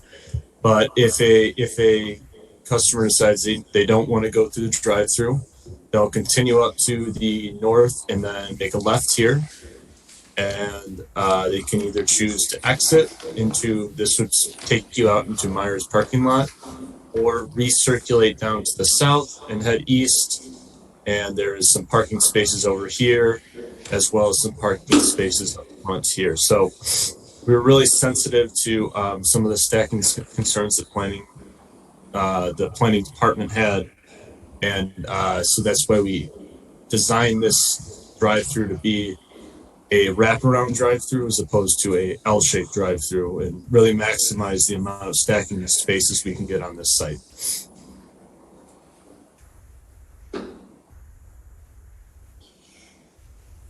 Are there other questions or comments? I have Treasurer one. Palmer. I see what you've planned, but how can this be controlled to not interfere with the struggle we have with Starbucks now? Because going out, if they decide they don't want to go on through the line and you say they can, well, maybe you can show me how they go into the parking lot. If they're going to want to get back on Zeeb Road, most likely at the light, that's going to be tough. Absolutely. So we anticipate most of our traffic coming in through this southern drive aisle down here. This site here is really self-contained when it comes to circulation as well as stacking. So we're not utilizing Starbucks, which is up here to the north, correct, for any access or any circulation to the site. So I understand that the Starbucks does stack up at times. So, anybody who chooses to visit the Panera Bread would simply continue down Zeep Road, enter through here, come in through the Panera Bread drive-through, and then exit through here. So we don't really anticipate the stacking in Starbucks having any impact on our operations whatsoever. I hope you're right. Thank you, though. Thank you. Are there other comments or questions? Before we move to the motion, are there comments from the public? Any interested public? Mitchell, do you mind stop screen sharing, please? Oh, yeah, absolutely. Thank you. I see no hands. In that case, is someone prepared to make the model motion? Then I'll read it. That the Township Board of Trustees approve CU number 20001, Scio Retail Management 2 LLC conditional land use for a drive-through use based on conformance with the conditional use standards outlined in section 36-244 of the zoning ordinance. So moved by Jerome. Support? Support by Vogel. Please call the roll. Hathaway? Yes. Palmer? Yes. Flintoff? Yes. Corto? Yes. Jerome? Yes. Noel? Yes. Vogel? Yes. Motion passes. Thank you very much, and everybody have a good evening. Thank you, Mitchell. So the next item is Helmer Dental Office rezoning, 497 North Zeep Road. This is OA number 21003. And are you Dr. Helmer? Would you like to come forward? Right.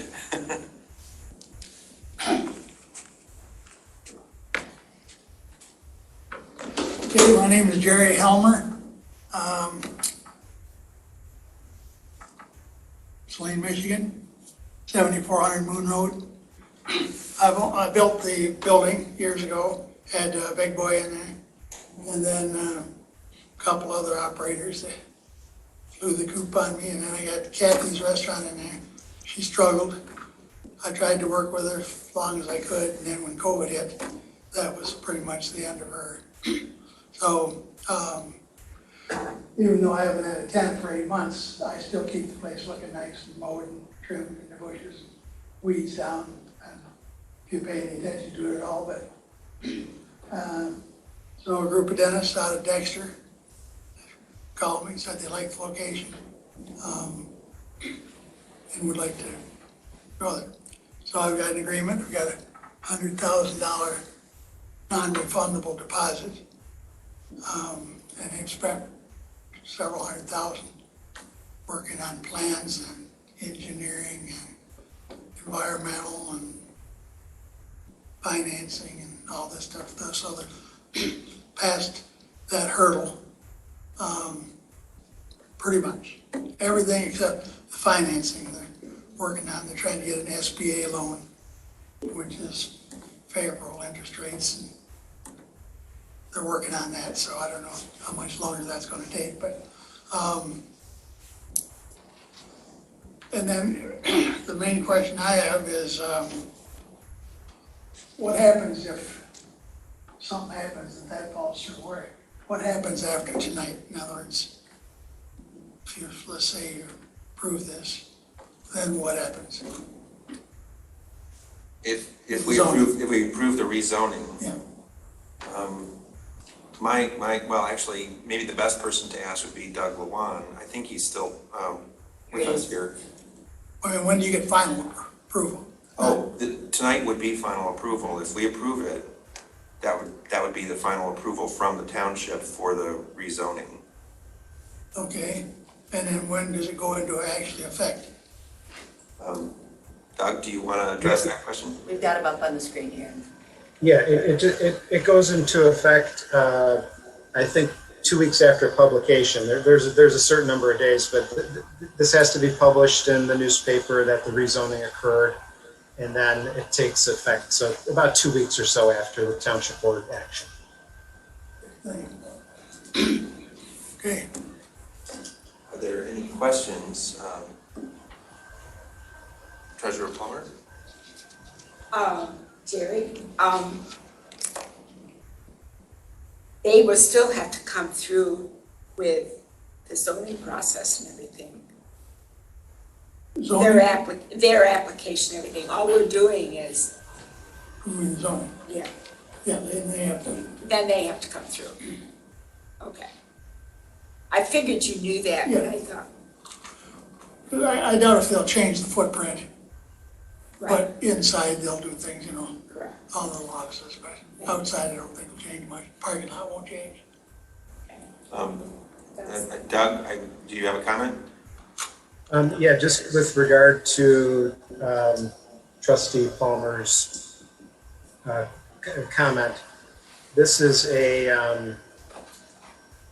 a change of use, and so the applicant would have to, will, and I think Jerry and I have talked about this, the applicant's gonna have to submit a site plan after rezoning. So this is, all we're doing tonight is the rezoning from C3 to C2. This doesn't, that's all this does. And, if, as Mr. Helmer mentioned, if this financing would happen to not go through, it's just zone C2. I mean, it doesn't revert back to C3. I mean, it's zone C2 unless someone else was to apply for another rezoning. So it's going to go from C3, which is highway commercial, which is a zoning district that allows, things like gas stations and car washes, and, it's too small for a truck stop, and in theory, truck stops, to a C2 zoning district, which allows things like office uses and retail, general retail type uses. So, that's really what's in front of the township board tonight. Because the applicant wants to do a dental office, we can't require them to do a dental office. All we're really looking at is it okay to go from C3 highway commercial to C2 general retail? Okay, I understand that. Are there further questions? Are there comments from the public? I see one hand here from Rob Pattinson. Rob? Thank you. Just want to say to Mr. Helmer, thank you very much for taking care of the property so well all these years, plus these last 8 months. We live across the street from you, and we really appreciate the care you've taken. So thank you. Any other comments? I see no other hands. In that case, is someone prepared to move a model motion? I'll read it. Motion is that the Township Board of Trustees approve OA number 21003, Jerry Helmer rezoning H-08-21-100-026, 497 North Zeeb Road from C3 Highway Commercial to C2 General Commercial. Moved by Corto. Support by Jerome. Please call the roll. Hathaway? Yes. Palmer? Yes. Flintoff? Yes. Corto? Yes. Jerome? Yes. Noel? Yes. Vogel? Yes. Motion passes. Thank you, Mr. Helmer. This brings us to Parkland Plaza and Little Lake Drive Culvert Rehabilitation. And for this, we have with us Matt McEnall from Washtenaw County Road Commission. Matt? I know you're here, Matt. I just have to find you. And Matt, I'm bringing you in as a panelist so you can turn on your video.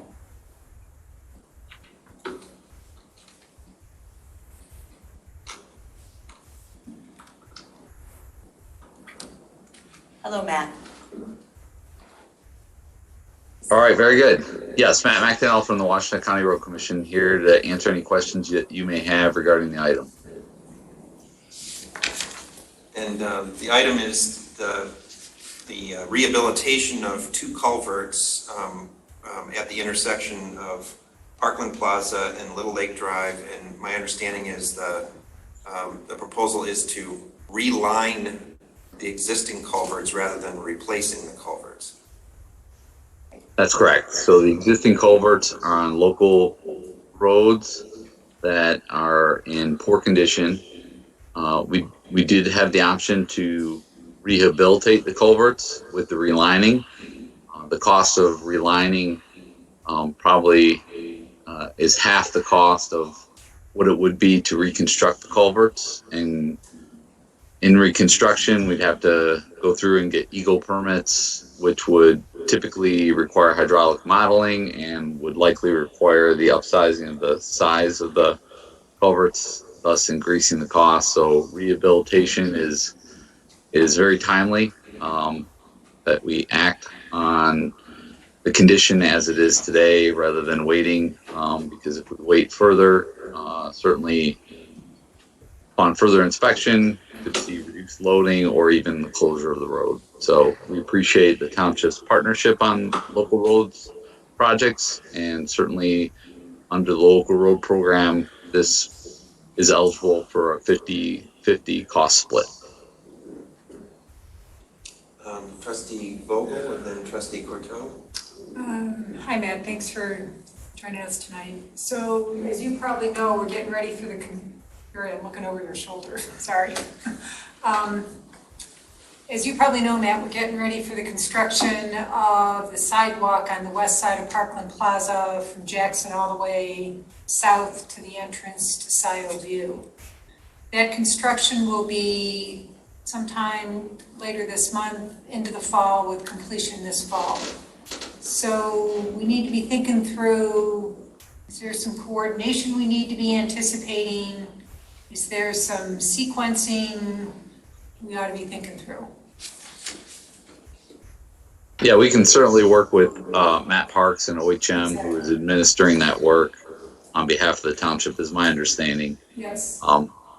That, yeah, we can definitely have some coordination. One thing I would note is that this proposal is based upon completing the work this year. If we were to defer the work for next year, quite likely the price would go up. We'd have to go back to the contractor and potentially get new pricing. Right. Are these culverts in the route of the pathway, or are they adjacent? I haven't actually seen the location. Yeah, they cross Parkland Plaza and Little Lake, so they are perpendicular to the new sidewalk, I believe. Okay. All right, let's make sure we get Matt Parks in the loop, as they are the engineering lead on the pathway. Yes, he's aware of the proposal, and certainly we are waiting All right. notification from the township if they elect to move forward tonight. Trustee Courteau and then Trustee Knoll. So this area is right near where there has been gallon contamination, and I'm wondering, have you done any sediment testing for 1,4-dioxane? Will you be disturbing any sediment as you're clearing out the culvert in order to rehabilitate it? Has there been any analysis of how you can contain contamination if those sediments are contaminated? I just really think we need to be very aware of potential contamination there. Well, that's the beauty of lining the existing culverts. We'll be utilizing the existing round culverts as the basis for a liner, and we're not going to be doing very much excavation, if any at all. In fact, your sidewalk project will have more excavation than these culverts. So won't you need to clear out any sediment buildup in the culverts in order to reline it? there may be some jetting, but I don't anticipate any major excavation. So no, we have not done any analysis or soil borings because we're utilizing the existing pipe as the basis for the lining.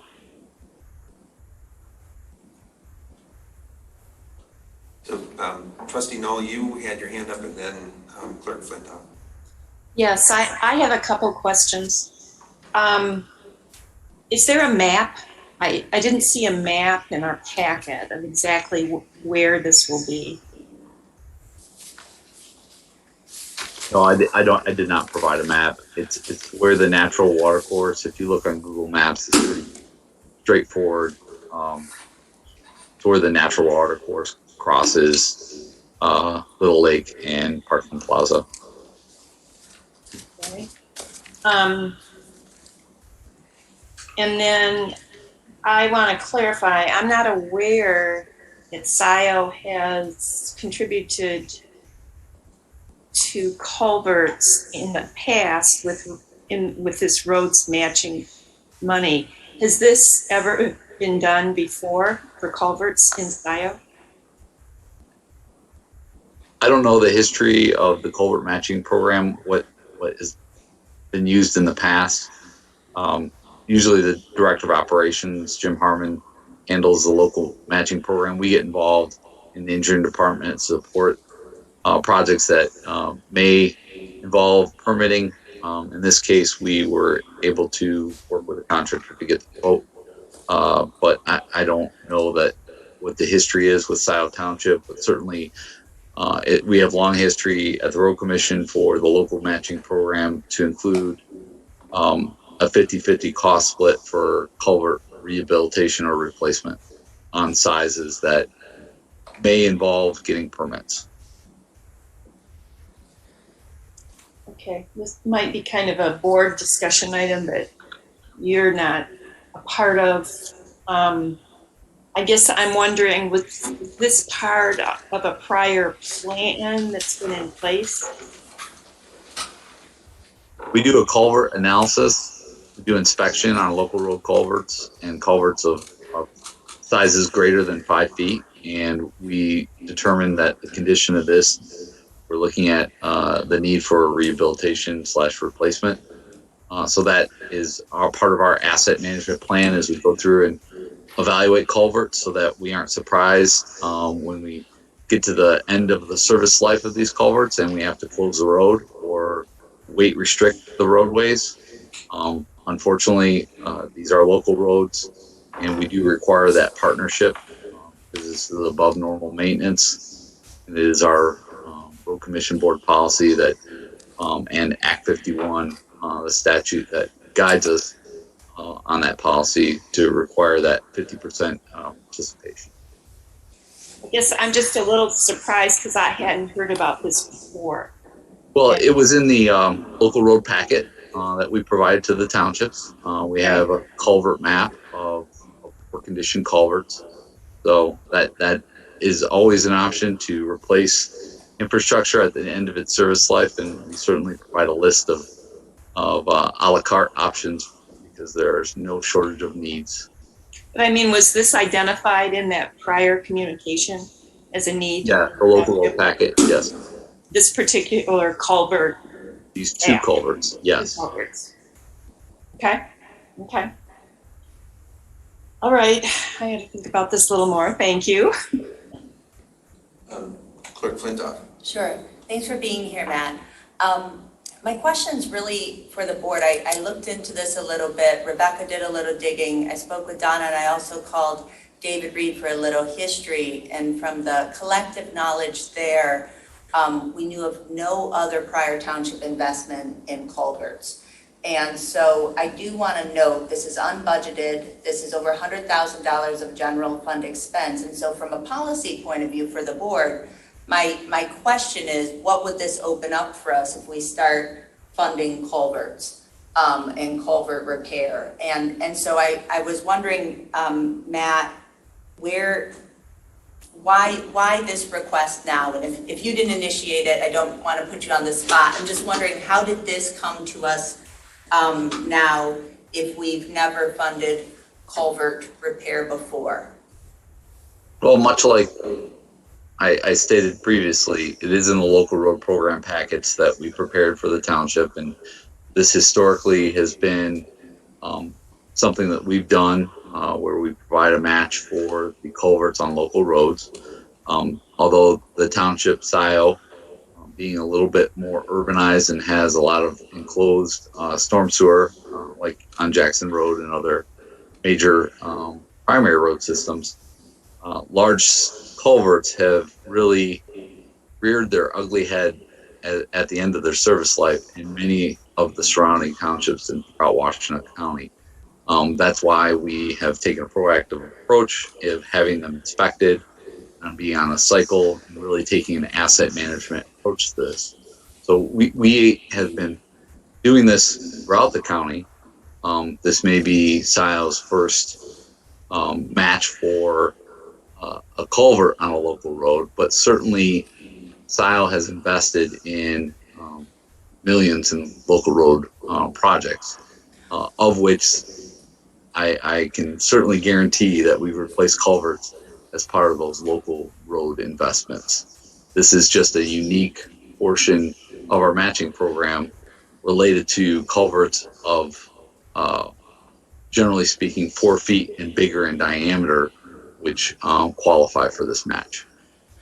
And I guess process-wise, why wasn't this, and this is my own unfamiliarity with it, Matt, but why wasn't this part of our annual work program that we approved when we approved the budget? That's because typically that's experience I've been through. Well, it's a great question. So, you know, and how many other a la, you know, I'm just worried about, you talk about a la carte, you know, sounds yummy and expensive. So I'm wondering how many other a la carte, you know, requests, you know, might come to the township. I just don't want to go down this road without understanding kind of why now, and are there other requests that will be coming to us?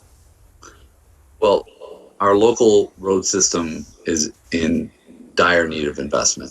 I know Scio has done a great job over the past several years in acknowledging that and really stepping up and in making those investments. But understandingly, our recent history is very good, but we've had decades of underinvestment, and ultimately there are many projects that are potentially out there for local road systems. We bring those forth in working with the district foreman, in working with the roads committee previously, and it's up to the township to prioritize and budget for what you can afford for investments. This particular one was brought forth as, hey, there's local culverts that are in poor condition on very critical roadways. If both of these culverts were to fail, you would have no access to the West Michigan medical facility. There would be very limited access to those residential houses. So we prioritize that as a major need, and we are in need of your partnership to solve this problem. Treasurer Palmer.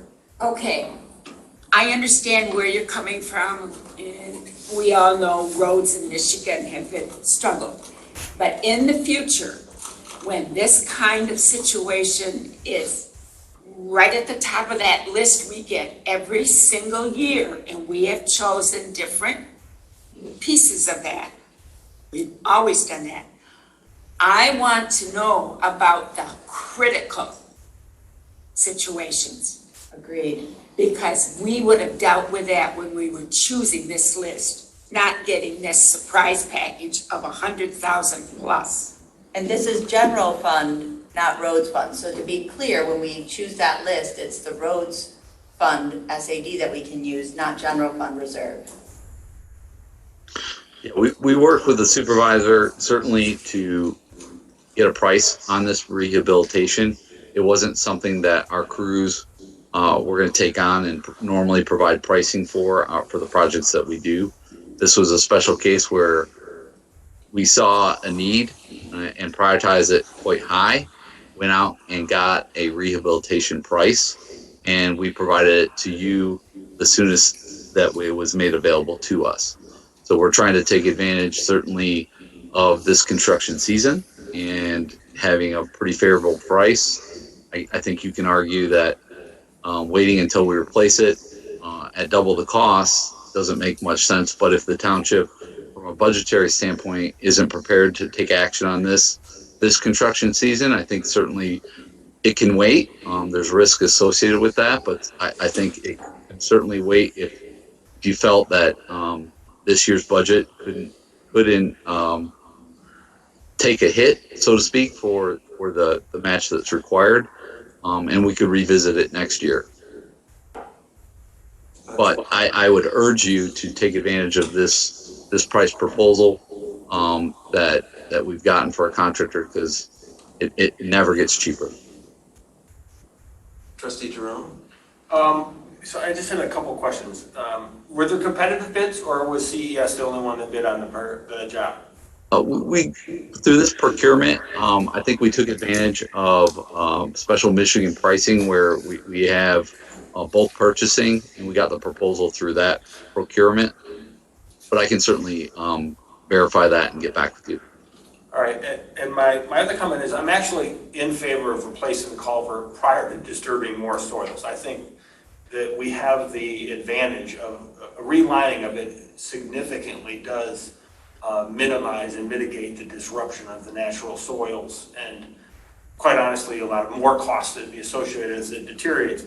I guess my question would be, and unfortunately I have not had a chance to review the roads package, and this would go to one of Jessica's comments, I would like to have an idea about the remaining a la carte items that the township will be responsible for of this nature, and have an opportunity to review that document, and wondered if it would be problematic to be able to have the opportunity to review that and take action on this at our next September, I think we have August 24th? August meeting. Would that be prohibitive to the contractor and yourself? What would give us an opportunity to address issues that Donna and Jessica and others here have raised about really wanting to have a little bit more clarity on, and unfortunately, as I say, I haven't had a chance to review the document that was provided by the road commission, but it would be very helpful for me to be able to understand the context of the larger ask that we're potentially anticipating over X, Y, and Z number of years.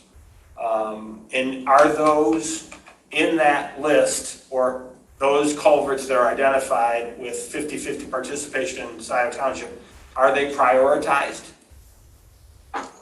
So what I'm here to talk about is the two that's before you, Parkland Plaza and Little Lake. In general, there's meetings that occur between our operations department with Jim Harmon and the foreman Tony Grubb. They meet to discuss various projects. I do not normally take part in that unless they need support from the engineering department at the road commission. So I don't have the other lists. I'm just saying in general, each year the road commission brings an a la carte list to the township. In this case, the culverts were in the packet that we provided in the local road program as identified needs, and then we got the pricing, like I said, and then provided to the township, and that's why I'm here tonight. I don't have any background on the other parts of the program, but certainly I know that Jim Harmon, our operations director, would be happy to provide any further local road programs or projects that may be outstanding that he sees a need for, and work with the board or the township designated person to identify a priority list. So, excuse me, Trustee Jerome, I might be able to address that in part. The list that came from the Washtenaw County Road Commission at the beginning of the calendar year was entirely paving projects. So this, we evaluated those, selected, made a selection from that, and in fact moved some of the things that were on that list off to Scadeller, another contractor, and the township just dealt with those separately at a lower cost than going through the road commission for those particular sort of road maintenance, minor sort of road maintenance like crack sealing and so on. But this particular project came it came separately afterwards, and I don't know exactly why. The impression I had is that it was sort of discovered, the condition of these culverts after that list was, of, projects was formulated. That was included in that list, though. Well, I think what Matt's referring to is not that list. Local roads program. So, yeah, sort of like, here's the program of, projects and so on. I guess my question would be, and I appreciate all the comments, and I apologize, I didn't expect you to have all those answers at hand.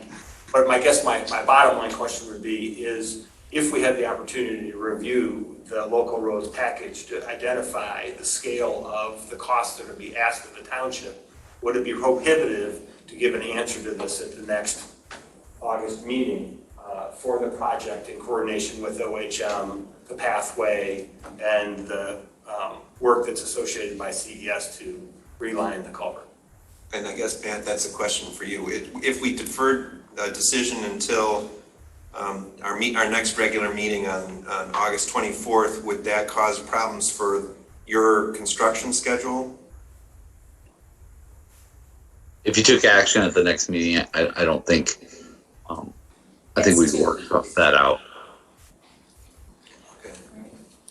And just so you're aware, all the local road packets are on our website under doing business in the township pages. You can click on a link and I can show you right here. I actually have the map of the culverts up on my screen, so it's all accessible. So you all can read about all the needs in the local road system. We have the Pacer rating system on the pavement conditions for local roads. We have the local road culverts, a lot of information. So it's at your fingertips, and feel free to read it. And if you have questions, contact the Director of Operations, Jim Harmon, or myself. Be happy to go through that information with you. And I just want to point out, too, that there is another major culvert replacement or construction project going on at Trailwoods, where the road commission got an agreement from the developer of that project to do road improvements on Stabler and Park roads, including the dealing with the problem with the very deteriorated culvert there, right? Am I remembering that correctly, Matt? Yes, that's correct. Condition of permit for access to the public roads and impacts to those existing soft surface roads. They're required to pave along their frontages and replace the culverts on Stabler and Park. Unfortunately, there was an incident where a vehicle struck one of the guardrails on Stabler Road, damaging that local culvert that is currently closed. But we're working on repairing the culvert and getting that reopened. We're hopeful that will happen before the end of the construction season. And I know the Trailwinds developer is working with Eagle to get permitting of those culvert replacements. And I will say that as I look at the map, there are other local culverts that are in poor condition and of substantial size. And you can look in that page 19 of the Scio Township Local Road packet on our website, that there is a number of local culverts. These two kind of rose to the top because of all the businesses located off of Parkland Plaza, and certainly the impacts if they were to fail would be very impactful to the health, safety, and welfare of those folks. Trustee Vogel. So, $100,000 surprises. No. yeah, I don't want to prolong this too long because it's getting late and we still have a lot of items left.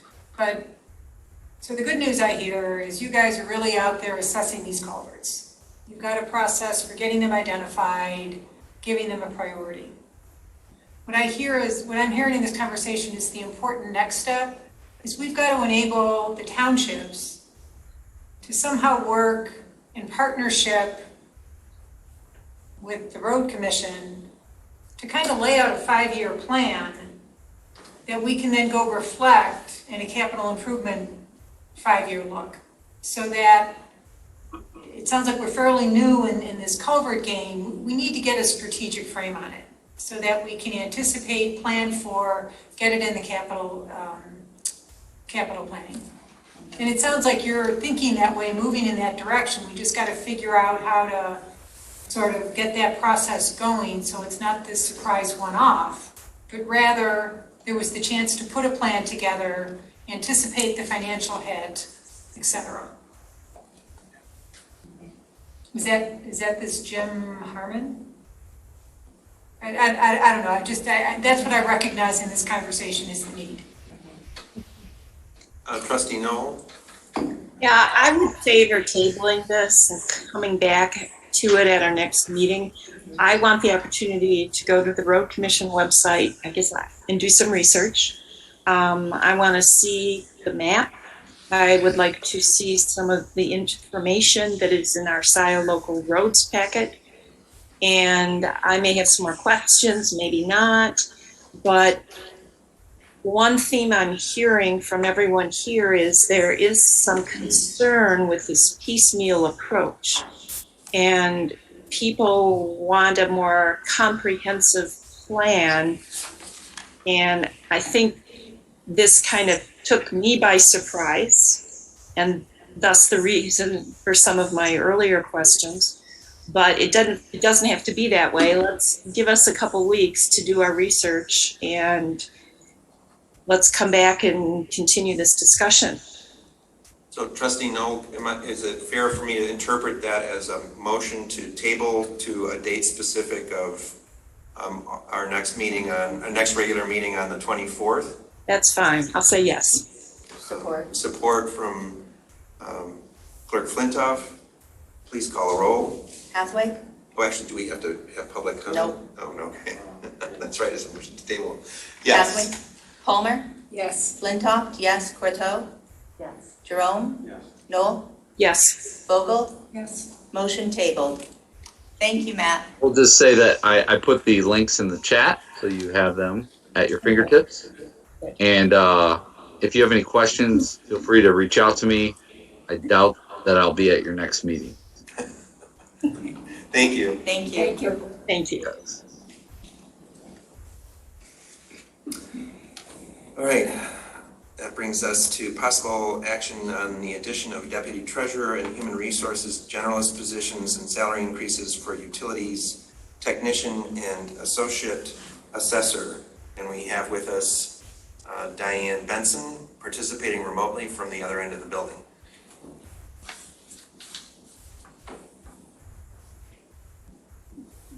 Well. Welcome, Diane. Okay, You're on. I am here in the building. All right.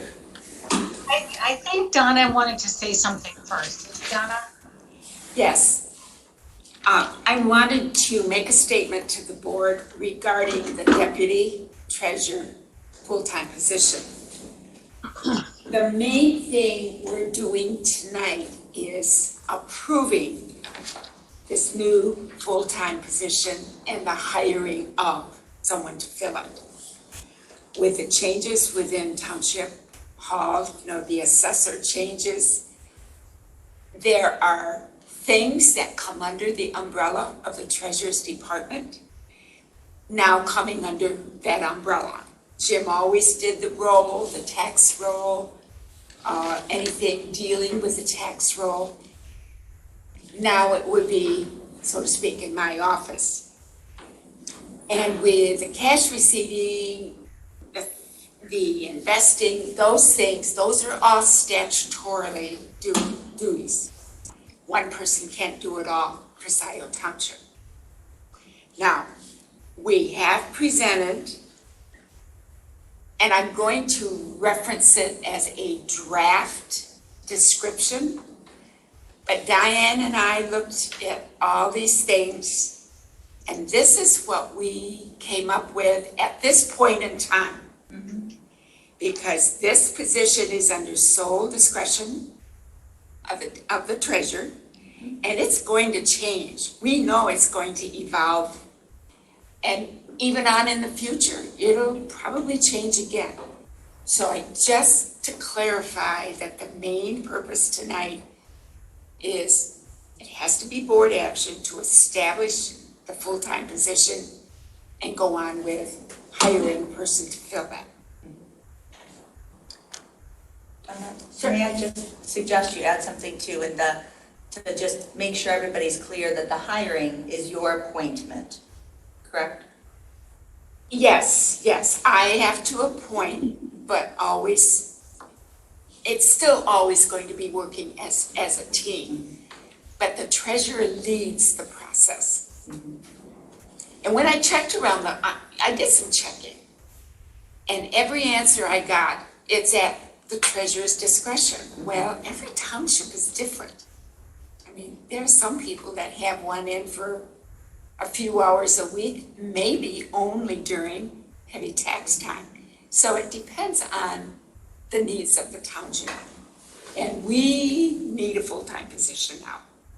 We've grown and changed, so that's what we need. So this is what this is all about. Anytime you guys have questions, wondering how things are going, just holler at me, okay?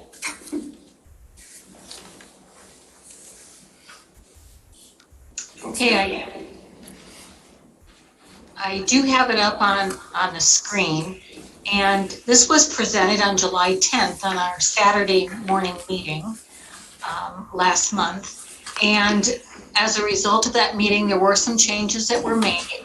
I took off any reference to grants management that was on there, beefed up the tax support, because this position will assist Donna in the preparation of the tax roll with the retirement of Jim Murdy and some additional support. So it's almost the same with the exception of removing the grants management type work.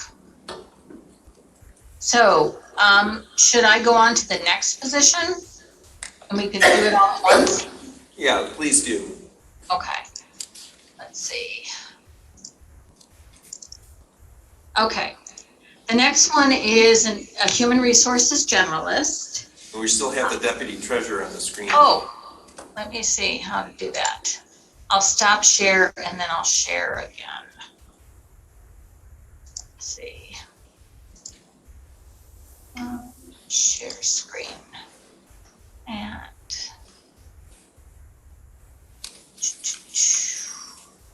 You're doing great, Diane. yeah, and I have no idea where it is. I had it up there earlier.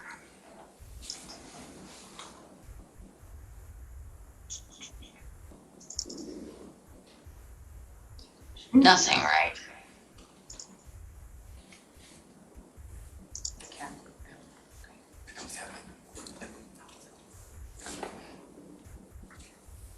Find it.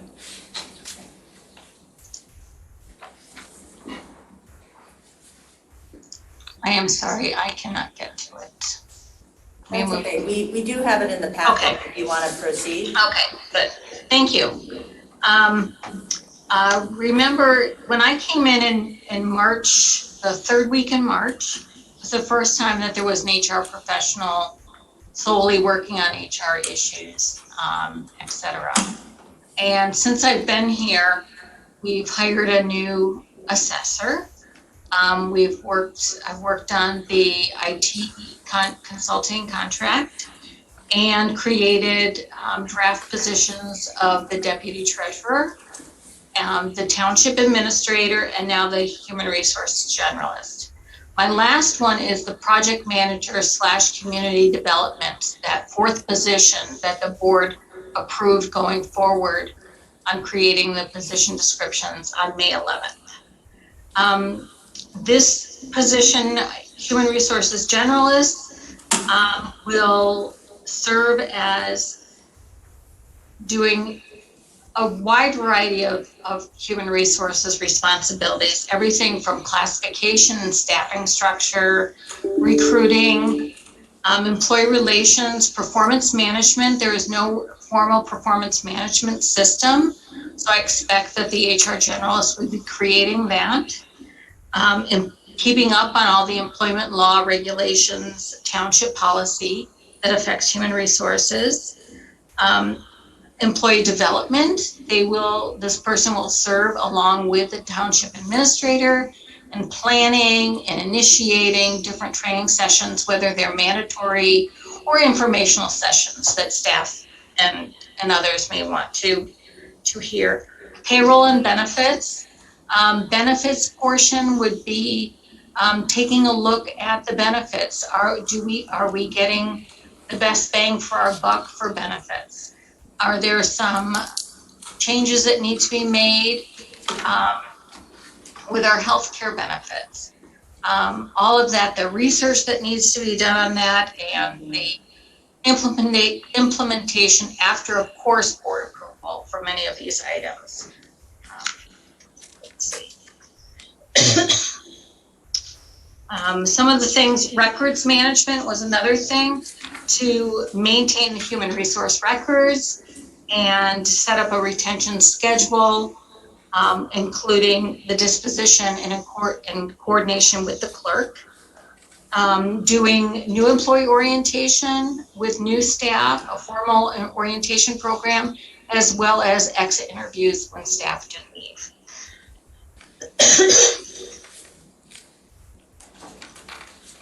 For qualifications, I've identified that this position should have a bachelor's degree or equivalent, 3+ years of human resource experience, and there are a lot of other things listed. Somebody who has interpersonal skills, can provide training, and won't have a coughing attack. Excuse me. So that's it. Are there any questions? That sounds great.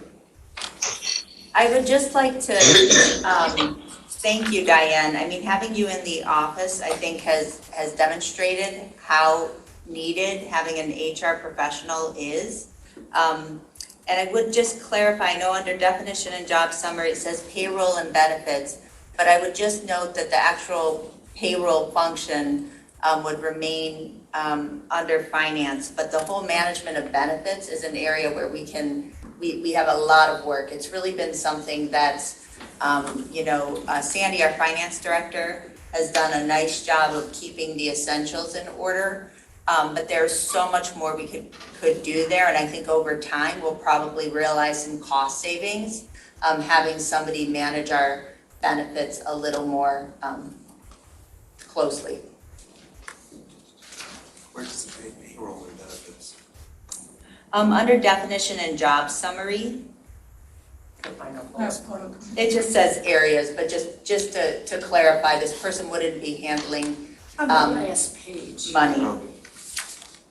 On the first page. It's on the first page, On the under first page. definition and job summary. Oh, okay. Must have a different printout.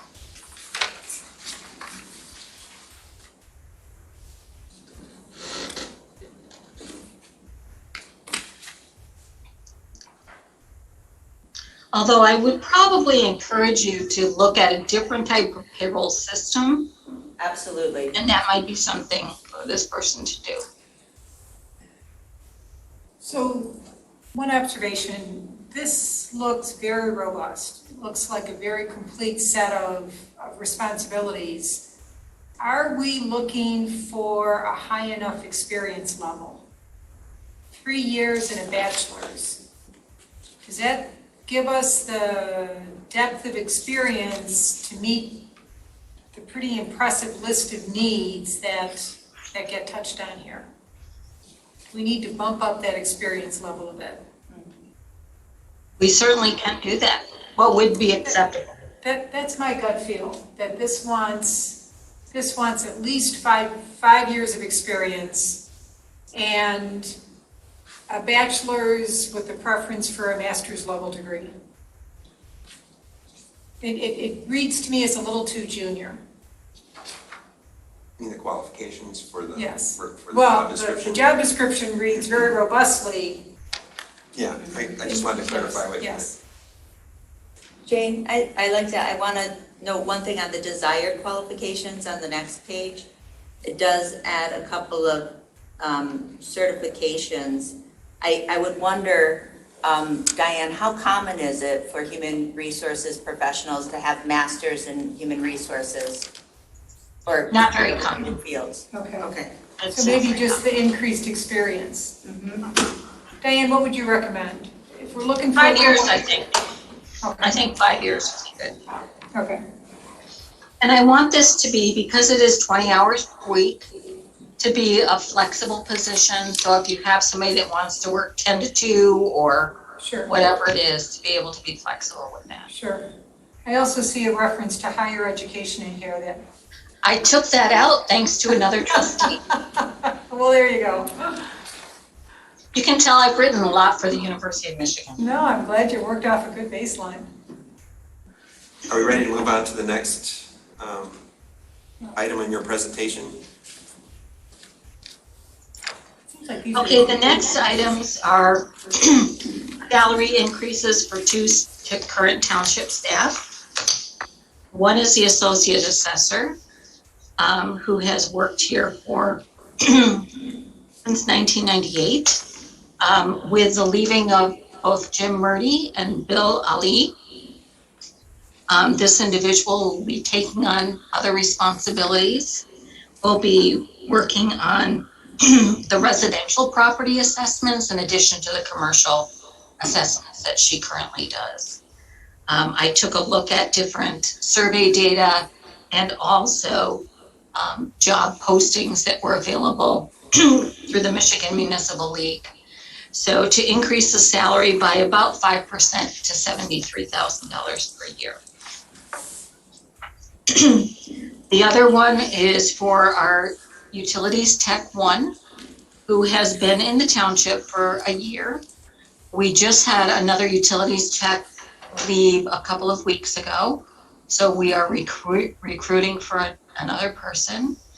I have found that looking at salary data, also comparing to jobs that are similar in nature that are posted, is that due to the market right now, the job market, we need to increase the salary, not only for this current individual, but we may need to look, generally we usually post it at $17 to $22 per hour for a Utilities Tech 1 coming in, but we may need to adjust that a bit due to the market.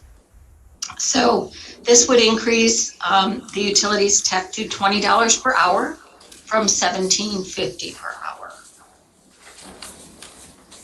And those are the two that I have to present for your consideration.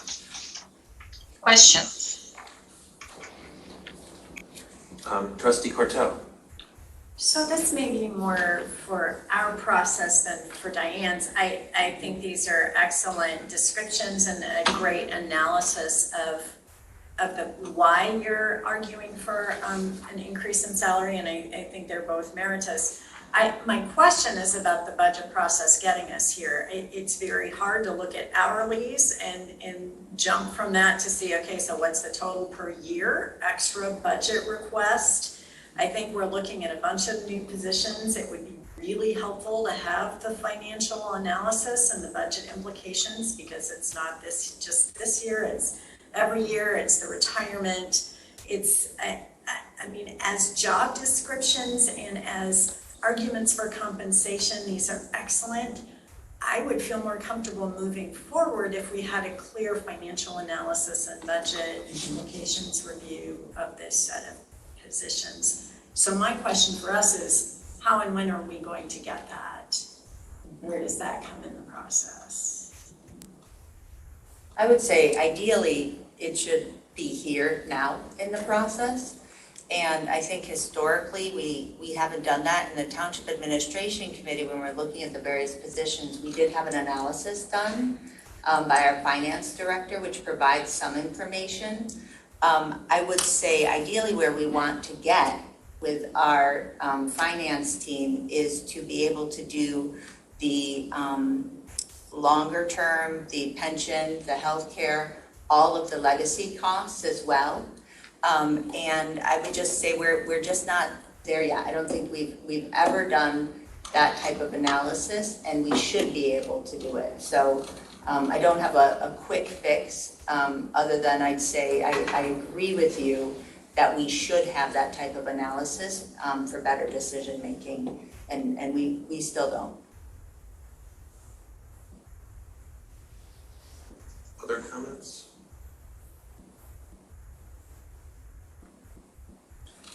The only observation I have is, it seems interesting that this is a board decision, because it feels like it requires a very deep knowledge of day-to-day operations. So maybe when this administrator is here, this is more in that person's ballpark.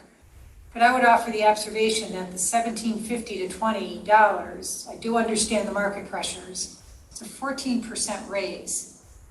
And we have to be cognizant about a precedent of an employee getting a 14% raise, and does everybody start looking for that? It's just a thought that's gone across my mind as we've looked at these numbers. And I want to totally echo the need, this board needs a much more executive level, strategic understanding of finances. Mm-hmm. And the answer we got has been an answer for a very long time. It needs to be different. Agreed. Are there other comments or questions? Trustee Knoll. I just want to thank Diane for her work and her efforts. This is helpful, and I would support the proposed salary increases.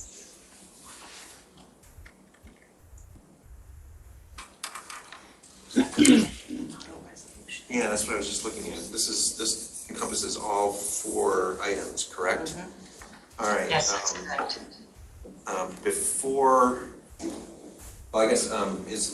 So we have a resolution, we have a model resolution in the packet that would accomplish all of the items that Diane just presented. Is someone ready to move that resolution? And then what I would do is check and see if there's any further public comment after we move the resolution.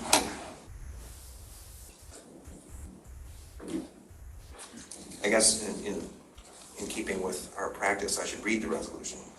We have it already in the record. Maybe just the resolved clauses. So now therefore be it resolved that the proposed FYE 22 budget be amended to increase the total full-time equivalents by 1.5 FTE positions, consisting of a 1.0 FTE deputy treasurer and a 0.5 human resources generalist are hereby created, and compensation is specified and fixed as referenced in black line in the attached. And finally, be it resolved that the proposed FYE 22 budget be amended to increase the general fund treasurer activity 101-253, general fund assessing activity 101-257, general fund general government activity 101-101, water fund 590, and sewer fund 591 by the amounts required to meet the corresponding adjustments in compensation. And finally, be it resolved that this resolution shall be effective on the date of adoption. I would like to move that we separate those 2 resolutions and consider them separately. How would you like to separate them? So, I mean, to consider the first, now therefore be it resolved, the 1.5 FTE position and the 1.0 FTE position, have that be one resolution. And then the second, finally be it resolved with the salary increases.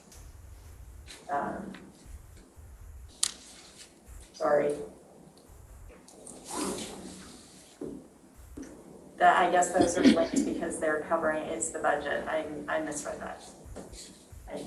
I take that back. Okay. Jackie, are you, if I may, are you trying to first move the increases for the associate assessor? Yes, that's what I was trying to do, and I just Okay. misread that is not where it happens. No problem, it's all rolled up, but I think if you look at the last whereas, Right, that's where it is. you could just move that, if that's what you would prefer to do.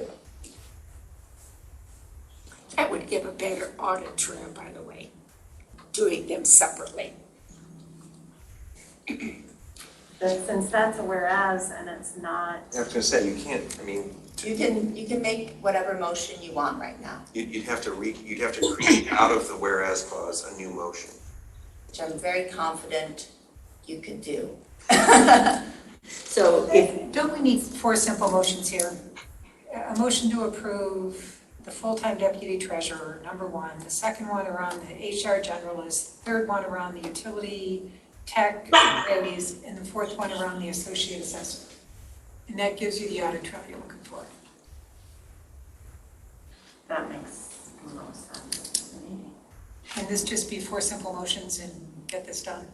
do it however you want to. It's up to you, Will. Well, if people are more comfortable breaking it into separate motions, let's do that. We don't have to do this as a resolution, right? Or do we? We don't have to, we typically do, but we don't have to. Motion will be fine. Okay. I'm just thinking that would be simpler than trying to come up with a separate resolution Yeah, for yeah, each. yeah. I have a Absolutely. suggestion.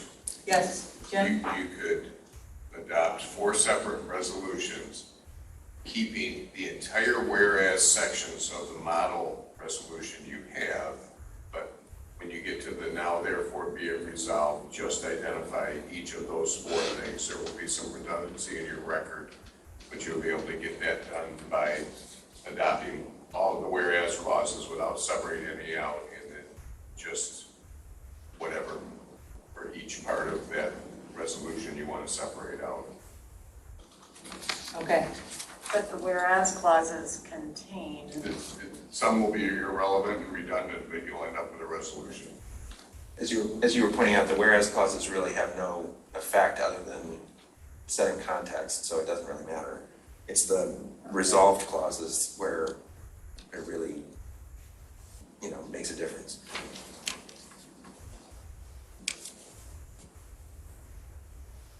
So the first resolution would be, now therefore be it resolved that the proposed FYE 22 budget be amended to increase the total full-time equivalents by 1.0 FTE deputy treasurer. And then the corresponding part of the second final, the resolve clause, the increase in the general fund treasurer activity 101-253. Does that do it? I think so. So is someone ready to move that resolution? I move that. All right. Moved by Corto, support? Treasurer Palmer, do you want to support? I'll support, yes. All right, support by Palmer. Please call the roll. Or do we have to have public comment on each one of these? You can also just call for public comment now on any of these. Yeah, why don't we do that instead of each one? As a suggestion. Yeah. Any public comment on these items? This item or 4 items? I see no hands. Okay. Please call the roll. Hathaway? Yes. Palmer? Yes. Flintoff? Yes. Corto? Yes. Jerome? Yes. Noel? Yes. Vogel? Yes. Motion passes. So the next resolution would be, now therefore be it resolved, et cetera, et cetera. Point 5, human resources generalist is hereby created. Compensation is specified and fixed, et cetera. And that would be drawing on the general fund assessing activity 101-257. That would be the general government activity, 101, 101. Oh, okay. Oh, I'm sorry, yeah, I see. So moved? Moved by Flintoff, support by Corto. Please call the roll. Hathaway, Yes. Palmer, Yes. Flintoff, yes, Corto, Yes. Jerome, Noel. Noel, you're muted. Yes. Vogel, Yes. motion passes. Okay, so the next resolution would be, do we need any part of this first resolve clause? I guess the compensation specified, no, maybe not. Maybe we just need to finally be resolved, the budget be amended. If I could make a suggestion, Will? Sure. To make a third, now therefore be it resolved that the Board of Trustees shall increase the annual salary of the associate assessor to $73,000 and that the proposed FYE 22 budget be amended to increase the general fund assessment activity 101-257 by the amounts required to meet the corresponding adjustments in compensation. So that's your motion? I'm making that motion. Okay, moved by Flintoff. And I guess I would move that we table that motion until the next meeting, until we have a clear financial analysis. Okay. So I don't know if, can I table it after you propose it? It's not been seconded yet, so it's not even a thing. It's not even a thing until it's been supported.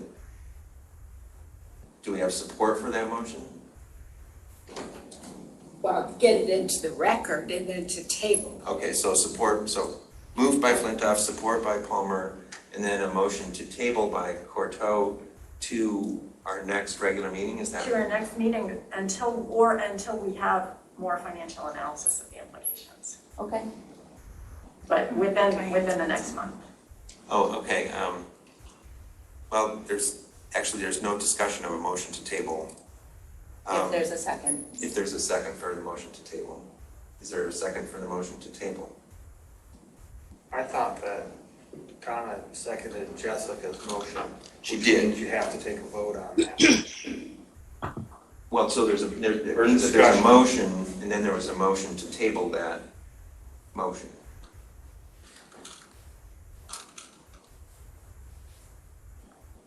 There's a motion before us, and then there's a motion to table it. If there's a second for the motion to table, then there's no discussion and we move to vote on whether to table. If there's no support for the motion to table, then we go forward with consideration of the original motion. So the question is whether there's support for tabling or not.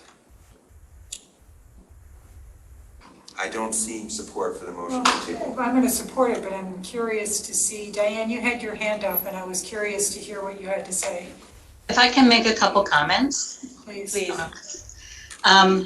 So on the case of the assessor, with Bill retiring, we are not replacing him. And the thought is that because with Jim Murray leaving and part of his job was doing as the IT director, Warshaw can spend 100% of her time doing the assessing. So with the retirement of Bill, we have, and this is how I think of things, we have that monies that was set aside for Bill's salary that could be used for another purpose in assessing, which would give us some funds to increase the associate assessor. For the utilities tech, when I first came here, the director of utilities was searching for a third tech. Mm-hmm. He's decided that he can do with 2 techs instead of 3. So, that would be a discussion with him to make sure that he was funded for that third tech. So that's just my thoughts of why this would work. Yeah. And I haven't had access to the finance director to get any details. That is a really good point, and I would just affirm that for both, and our finance manager just texted me to remind me of what Diane is reminding us. I just didn't know for certain with Warsha first starting as assessor, our assumption is she won't need to fill that second position. We don't know for sure, she's just gotten started, but hopefully not. So we should have funds budgeted in both utilities and assessing for those raises. And part of the reason that we had 2 assistant assessors is that Jim was doing so many other jobs and Warsha's just being assessor. So we downsize. Okay. We, in a sense, yes. And the other thing I guess I would add is, you know, in the market that we're in right now, the competition is, you know, it's not just a question sort of within Scio Township, how much we're paying our existing employee when they can, you know, find a job that pays better at, you know, working at McDonald's. Closer to home Yeah. for a lot of our employees who drive quite a ways. Yeah, so, you know, we've already lost one longtime utilities tech, and in a sense, this effort, you know, to sort of bring the salary up as we are bringing on that replacement is an effort to ensure that we don't lose another. Can I withdraw my motion? You can, it has no second at this point. Right, so. It's all up to you. I withdraw my motion. Okay, Well, yes, but it's a good point that's been made. absolutely. When you're hiring a person, it's just not the hourly wage. It's all of the other things that go with it to get a true hourly cost. And I think that's what you're referencing, and that we need to do that. Well, and salary increases also have a long-term impact too. Yeah, all of that does, yeah. Everything does. All right, let's move forward. We still Okay, have so things we in front have, of us. right, we have a motion on the table that was made And by is Clerk Flintoff seconded. and supported by Yes. Treasurer Palmer. Right. And we could call the roll on that motion. Hathaway, Yes. Palmer, Yes. Flintoff, yes, Corto, Yes. Jerome, Yes. Noel, Yes. Vogel, Yes. motion passes. We need one more. Last one, You want to take another crack at it? You did so well on the prior one. Sure. Now therefore be it resolved that the Board of Trustees desires to increase the Utilities Technician 1 to $20 an hour effective September 1st, and that the proposed FYE 22 budget be amended to increase the water fund and sewer fund by the amounts required to meet the corresponding adjustments in compensation. Moved by Flintoff. Do we have support? Support by Corto. Please call the roll. Hathaway, Yes. Palmer, Yes. Flintoff, yes, Corto, Yes. Jerome, Yes. Noel, Yes. Vogel, Yes. motion passes. Okay. And if Diane could stay on briefly for the temp finance. Oh, do you want to jump to that? Oh, I'm sorry, I thought, before we go into closed session. Yeah, I guess that makes sense. All right. Yes, Diane, if you want to be available, are you going to present? I just have a brief You're overview. going to Yeah, present, she can answer yeah. questions. I got it, okay. Yeah, so really briefly, this came to light yesterday and today. You probably noticed the board hasn't received our regular monthly financial reports since March. The finance team is behind in the bank recs and regular financial reports. Having a third position when we get the deputy treasurer, that will be helpful. It'll take cash receiving off of our finance manager's plate, but immediately the situation's become a little more critical. Currently, our finance director has been out for the past 3 or so weeks for personal/family reasons, and we're not sure quite when she'll be back. And our finance manager is soon headed out for personal/family reasons. And so everybody's having a lot of life going on.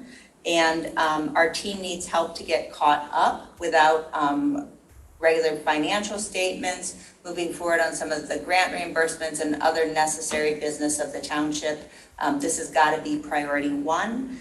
And so we estimated our finance manager is going to put in about 10 hours of comp time a week, as well with maybe 3 to 6 weeks of some part-time help. We think we can get caught up. So the request would be for temporary part-time accounting finance assistant for about $20 to $23 an hour to assist the finance manager and finance director so that the team may catch up on the regular financial reports for the board. This person would be able to help with AP, payroll, some basic stuff like that so that they can attend to the higher level work. Anything else, Diane? Want to add to that? No, I think that covered it, what we were looking at. Thank you. So we're authorizing them to hire a temp assistant, and I'm sorry, did you say that Sure, what the costs are? Sure. So estimated at 20 to 23 an hour. Typically it's 19 to 20. When I've called around, again, nobody's available, so suggested to go 20 to 23. So it would be to amend the budget, coming from general fund balance from 101, 191, accounting finance activity for an amount not to exceed $6,000. So that's about $23 an hour, 20 hours, no more than 6 weeks. And to authorize the hiring of a temporary as-needed position to assist the finance manager and finance director so that the team may catch up on regular financial reports for the board. Any questions? We do. No. It's, when I learned about this situation, it does seem to me that there is a pressing need, a real need, for sort of short-term help. Okay, here's my issue with this. This hit the board deck at 3 o'clock today. Is this a problem we discovered today? Are there root causes that are getting addressed and dealt with? Is this a temporary that's going to grow into something? There continue to be persistent issues. And Jessica, every answer is, we need to do this, but we're not doing this. At some point, I don't know, this impresses me as a Band-Aid. And maybe we need the Band-Aid right now, but it impresses me as a Band-Aid. The need is real, and the issues that are causing it are beyond the control and sort of predictability of anybody in the township to sort of anticipate. Jane, these are emergency issues in a sense that's created this situation. And we're not at liberty to go into detail. And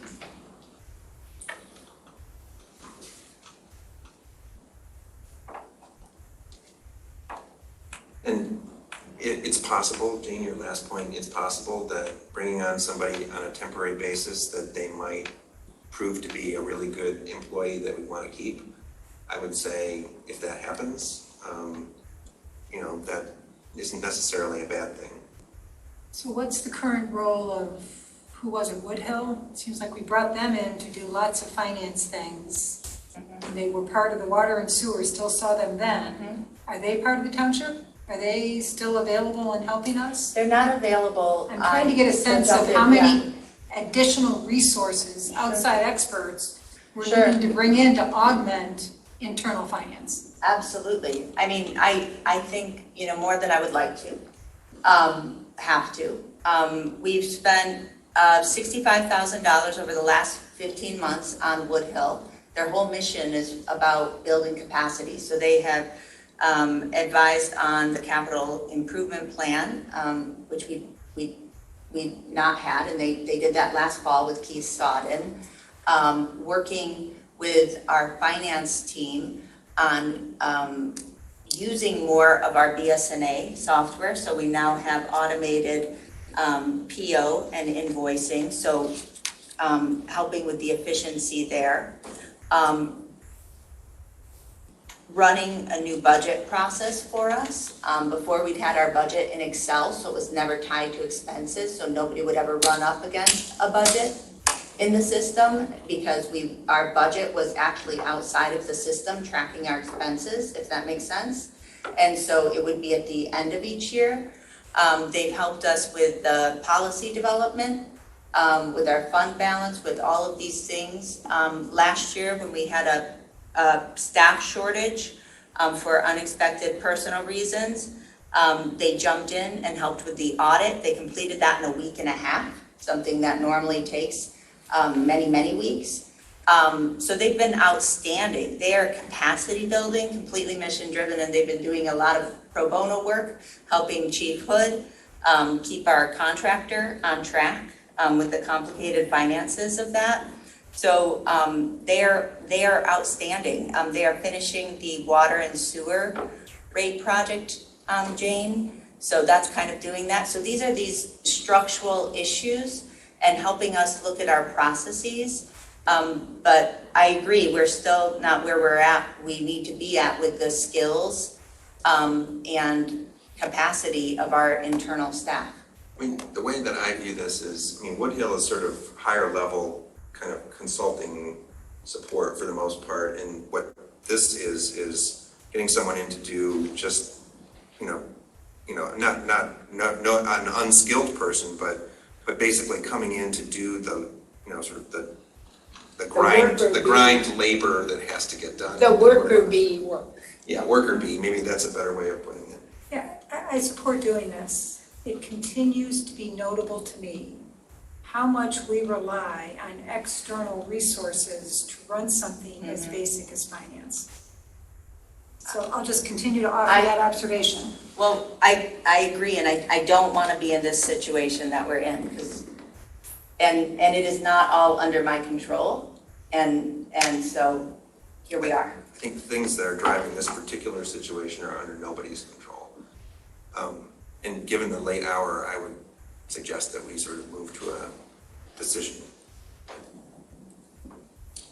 If someone... I'm prepared to move your motion, but I don't remember all the words. Sure, if I may, to amend the budget for 101-191 accounting finance activity for an amount not to exceed $6,020 to $23 an hour, to authorize hiring a temporary as needed position to assist the finance manager and finance director so that the team may catch up on the regular financial reports for the board.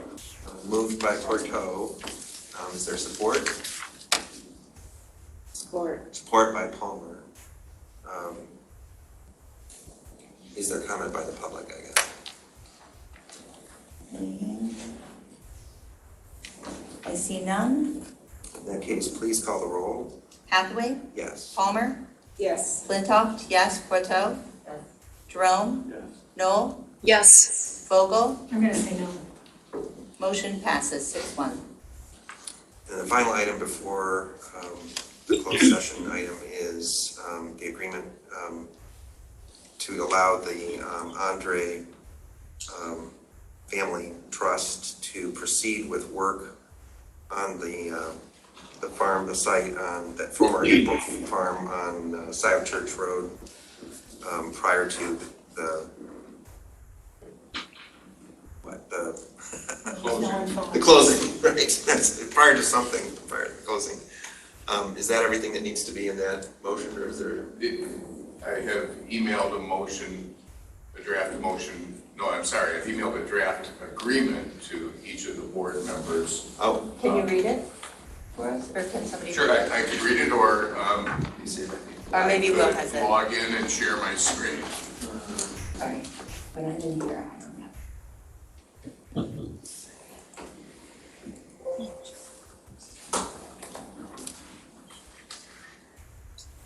And for the public, the voice in the background is Jim Fink, our attorney. Would it be simplest if I read it? Sure. Please. Jeez, I would have to open it.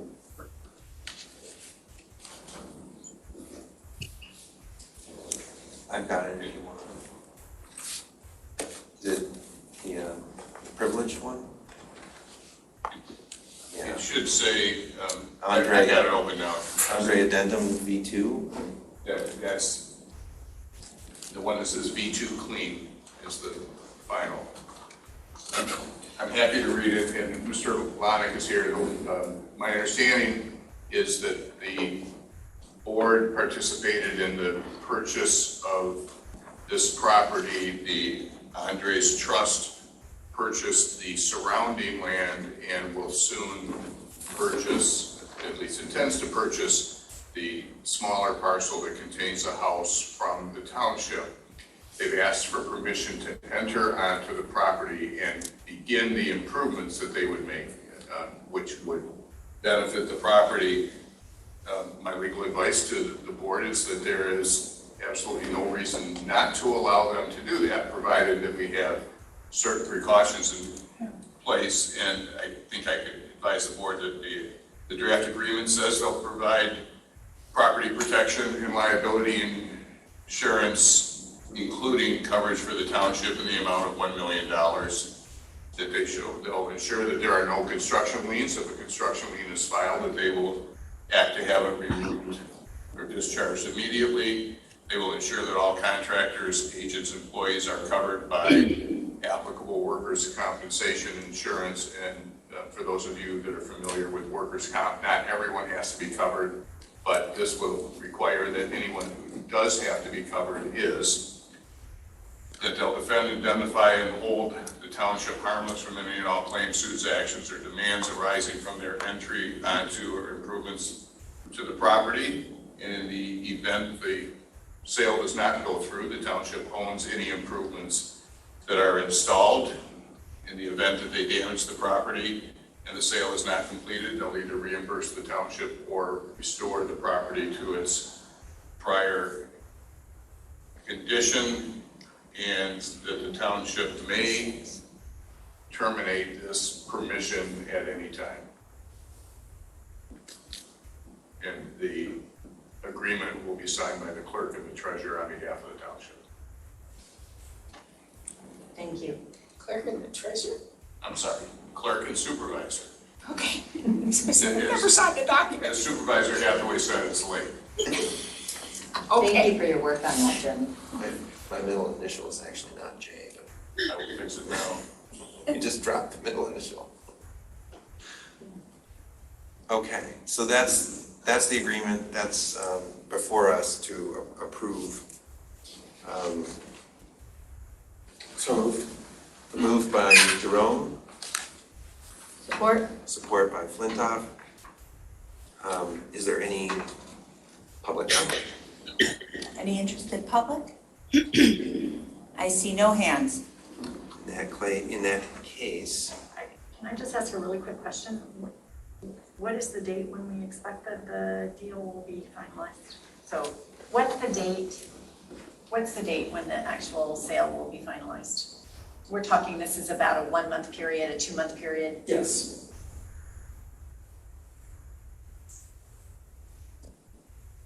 so are there any comments before we call the roll? Call the roll then, please. Hathaway? Yes. Palmer? Yes. Flintoff? Yes. Corto? Yes. Jerome? Yes. Noel? Yes. Vogel? Yes. Motion passes.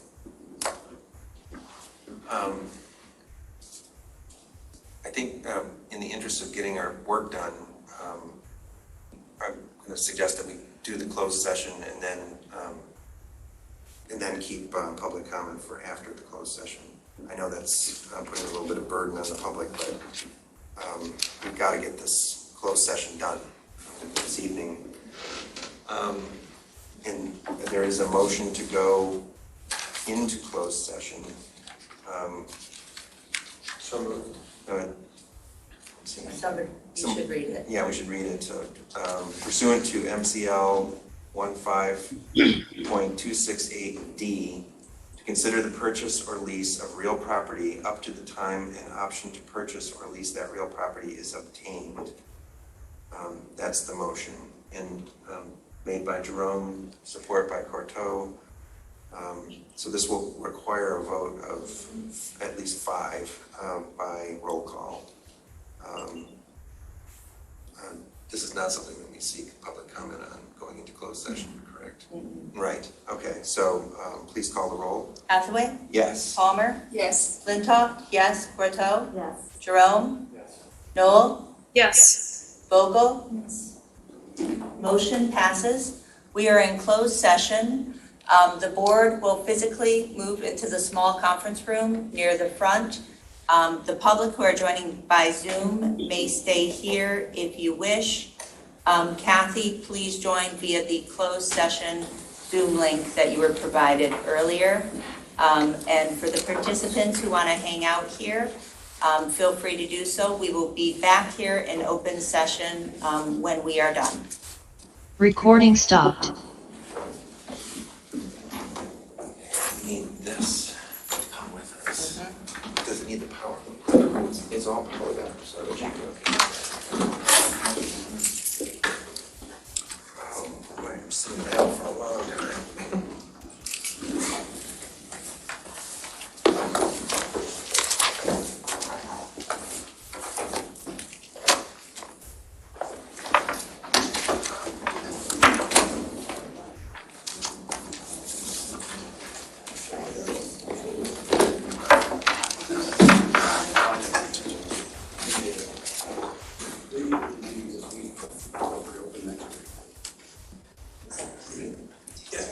I just realized I gotta do this again. Sorry about my face. Still smiling. You blew it up on purpose. In my office computer, and if I do it from my office computer, it doesn't, I don't have any sound or anything. Oh, yeah. Yes, I am. I'm actually, I gotta start the meeting. Okay, great. I'll text you. Here we go. And Jessica asked me, you guys want me listed? You might as well join us, you're here. I think that it doesn't, there's no reason that Chief Hood can't join us, right? Yeah, actually, he can't unless he would be of some purpose for the board in the closed session. Well, that's the thing, he might be. If you think he might be, that's fine. Okay. Oh, great.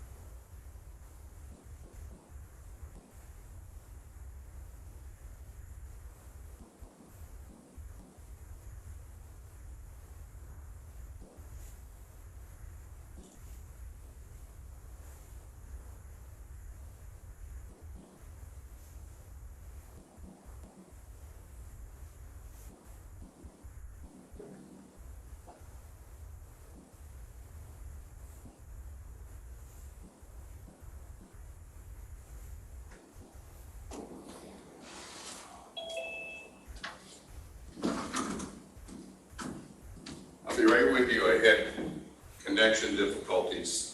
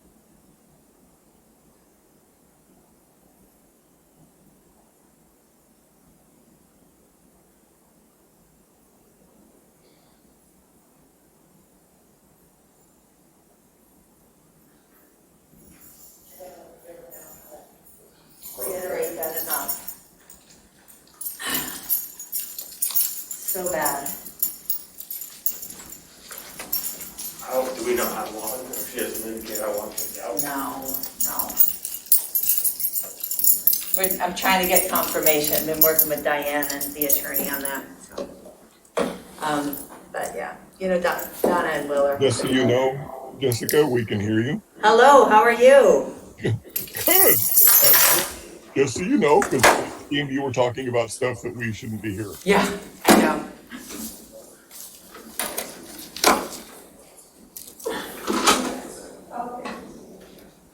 All right, let's see here.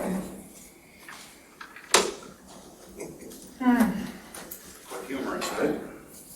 Okay, everybody. We are coming back into open session. We have some hardy members of the public here, still 16 members. Wow. And let's bring, we've got, here we go. Here we are, back on screen. Let me bring Kathy Knoll back in virtually. And this is the Scio Township Board of Trustees. We are, Recording in progress. this is the Scio Township Board of Trustees. We are returning to open session. It is 11:38 p.m. Well? Do we need a motion to return? I've never heard, okay. Do you need a motion to return? No. If we did, it would have been a session. Okay. Is there someone ready, prepared to make a motion based on our deliberations in closed session? I would move that, but Mr. Fink has the wording. I believe that trustee Corto intended to move to authorize the supervisor to execute agreements as discussed in closed session. Thank you, Mr. Fink. That's what I move. Support. Moved by Corto, supported by Jerome. Please call the roll. Hathaway? Yes. Palmer? Yes. Flintoff? Yes. Corto? Yes. Jerome? Yes. Noel? Yes. Vogel? Yes. Motion passes. That brings us to public comment. This is the time for members of the public to speak for up to 3 minutes on any matter under the purview of the Board of Trustees. Thank you, public, for hanging in there. I see a couple raised hands. First up is Melanie, followed by Pam Boyd. Melanie. Hello, Hi. can you hear me? Yes. Okay, yeah, well, I'm very concerned about all the pathway projects that you have proposed with a dotted line through the 4 quadrants of our neighborhood. Have you notified any neighbors of your plans or projects? Have you engaged any neighbors through any method to actually engage them? Because I know I reached out to the neighbors that were in my neighborhood, and none of them had even heard of this project. And I believe I actually know that section 125.3103 of the Michigan Zoning Enabling Act of Act 110, 2006 says you were supposed to notify neighbors within 300 feet of any project. So I would like to hear that you've actually reached out to any quadrants to notify them of planned projects, because my parents didn't know. They saw it on master plan and said, what the heck? So I don't believe you've reached out to any quadrant to actually notify them of plans. So it's a great idea. It's fantastic. But I don't think you've talked to the public at all. And you've not done it. So it's like engage public. I hear on these meetings. No, it's not. You've not engaged a single public of the people that are actually affected by your plan. You need to roll it back and actually talk to the people that you are going to. We're happy to have something along the front of your property, not through our property. So you need to figure that out. Because pathways, tomorrow, same battle. You need to figure this out. You cannot steamroll through people's properties without even engaging any property owners. And thank you, and that's my piece. Thank you. Have a good night. Thank you, Melanie. Next up is Pam Boyd, followed by Pat Stein. Pam? Hi, Pam Boyd, 517 Linden Lane. Oh, I'm sorry. Pam? Oh, there we go. Pam, my apologies. Please start again. Okay. Pam Boyd, 517 Linden Lane. Wow, we had to sit here for over an hour, while you guys were in public session. I would really appreciate and feel more respected if you would value our time more, because you have to sit through the whole thing, public comments and everything. We had to sit here. So I would recommend that you do final comments before you go into closed session. All right, my main topic of conversation is I am happy to see residents interested in fixing and maintaining the roads. I'm in favor of their efforts. But Scio still does not have a full of roads committee. I feel like a broken record as I once again point out that Luke Kidder is the only member of what should be a 7-member roads committee. As it stands, this committee does not have quorum and therefore does not have the ability to make decisions. And let's be real, Mr. Kidder does not have the best recent reputation. So, a couple questions. Has the bot changed the rules that residents have yet been made aware of in regards to this committee? Who, how, and why is the bot allowing only one member to be given total authority over the roads committee decisions? Why is the bot not following their own rules when it comes to this committee? Thank you. Have a good evening. Thank you, Pam. Next up is Pat Stein, followed by Rob Pattinston. Pat? Good evening. Hi, Pat. 1413 South Zeeb Road. And I'm with Pam Boyd on having the public wait over an hour while you went into closed session. I do have a question. Jessica, would you be able to share the number of people that were still online for Zoom before you went to closed session? Sure, there were 26 people online before, and there are 16 people online now. Thank you. That certainly answers one question. And as far as I'm concerned, mission accomplished, Supervisor Hathaway. Good night, all. Thank you, Pat. Next up is Rob Pattinson, followed by Ann Streeter. Rob?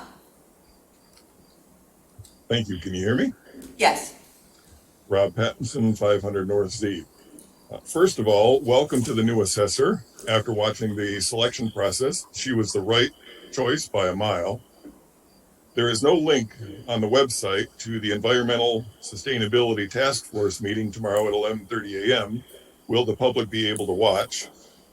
Thank you to the board and Doug Luan tonight for the detailed discussion about the master plan. I would like to add an additional perspective on the concept map. In the draft master plan, the concept map on page 136 has several dotted lines representing proposed pathways throughout Scio Township. I would suggest that the proposed pathways require the written permission of each property owner along that proposed pathway. There are a couple of residents who have had people constantly trespassing on their property for at least the last 3 years. The reason people feel free to trespass is because of a mistake made by Google Maps that shows a trail on the property. This information was mined from a Carlisle Wortman map that represented a proposed project that fell through. Even though no project was ever completed, the Google Map website still shows the trail. Excuse me while sorry.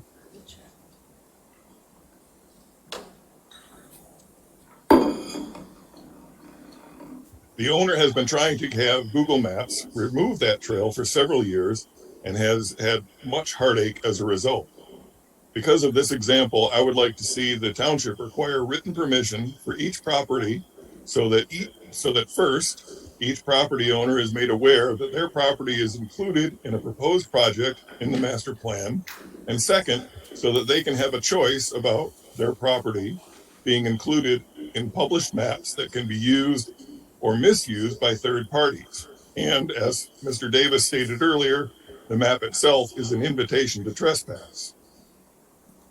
2 points about culverts. I want to emphasize Trustee Courteau's comments about dioxin. This is not a tiny creek under the road. This is a pond that extends on either side of the road through 5.5-foot diameter culverts on Little Lake Drive. And the pond comes up to the culvert on Parkland Plaza. This pond is only 3,000 feet from the Gelman site. I think the township needs to insist that dioxin precautions be taken for the workers who could be exposed to high levels of toxins while installing the culverts.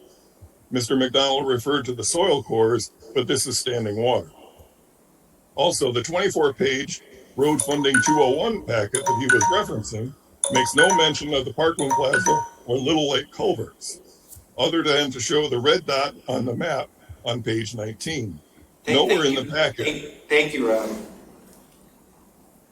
It's unfortunate that we wait an hour and a half and we get 3 minutes. Thank you, Rob. Next up is Ann Streeter, who will be followed by Jillian Carey. Ann? Hi, this is actually Dennis Streeter, and Hi, we have a couple people on our line here today with us, so I can leave my hand raised if that helps you out. Sure. So, Dennis Streeter, 7869 Scio Church Road. I wanted to take this moment to share several recent nuisances related to the event barns in our area over the last few weeks. First item is the fact that there have been multiple events per week that have been happening recently. Second of all was a violation against keeping an event tent up for longer than 4 days. It was actually up for a consecutive week between events. And third item is capacity issues that I don't think are being monitored that look to be rather excessive on several events going on. Fourth item was a recent noise level issue that happened this last weekend. And unfortunately, that really started to emphasize the enforcement process that really isn't working. In trying to reach out, several neighbors contacted us on how to reach Ralph Pasola to report this issue. My wife had his number and we called, had to leave a message, texted him and emailed him, but never got a reply. We called at 8:40 p.m. shortly after we got a call regarding the noise levels as we were out of town. We sent an email at 8:45, never received any feedback. I took the time to call him on Monday and speak with him, only to find that he had been asleep in bed when we were calling about the issue. So there needs to be some research done on this process. Obviously, there's a little bit of a gap in being able to get timely feedback. We also heard that another neighbor had called police to the incident because of the noise levels, and there was some reporting that didn't seem to jive. Apparently, calling the security guard or the security manager at the event barns said that the noise was coming from the east of them. Unfortunately, when we got home, it was clearly right to the west of us from that barn. I sent and I shared a decibel reading with several of you on the board, that showed a reading of 65 decibels at our house, which is still a significant difference, which is still a significant distance from the actual barn. So if you were testing at the property line, where often we don't think the Trustees are really testing because they're usually across the road from our driveway setting or down to the church parking lot in their golf cart, testing noise levels significantly further away from their events.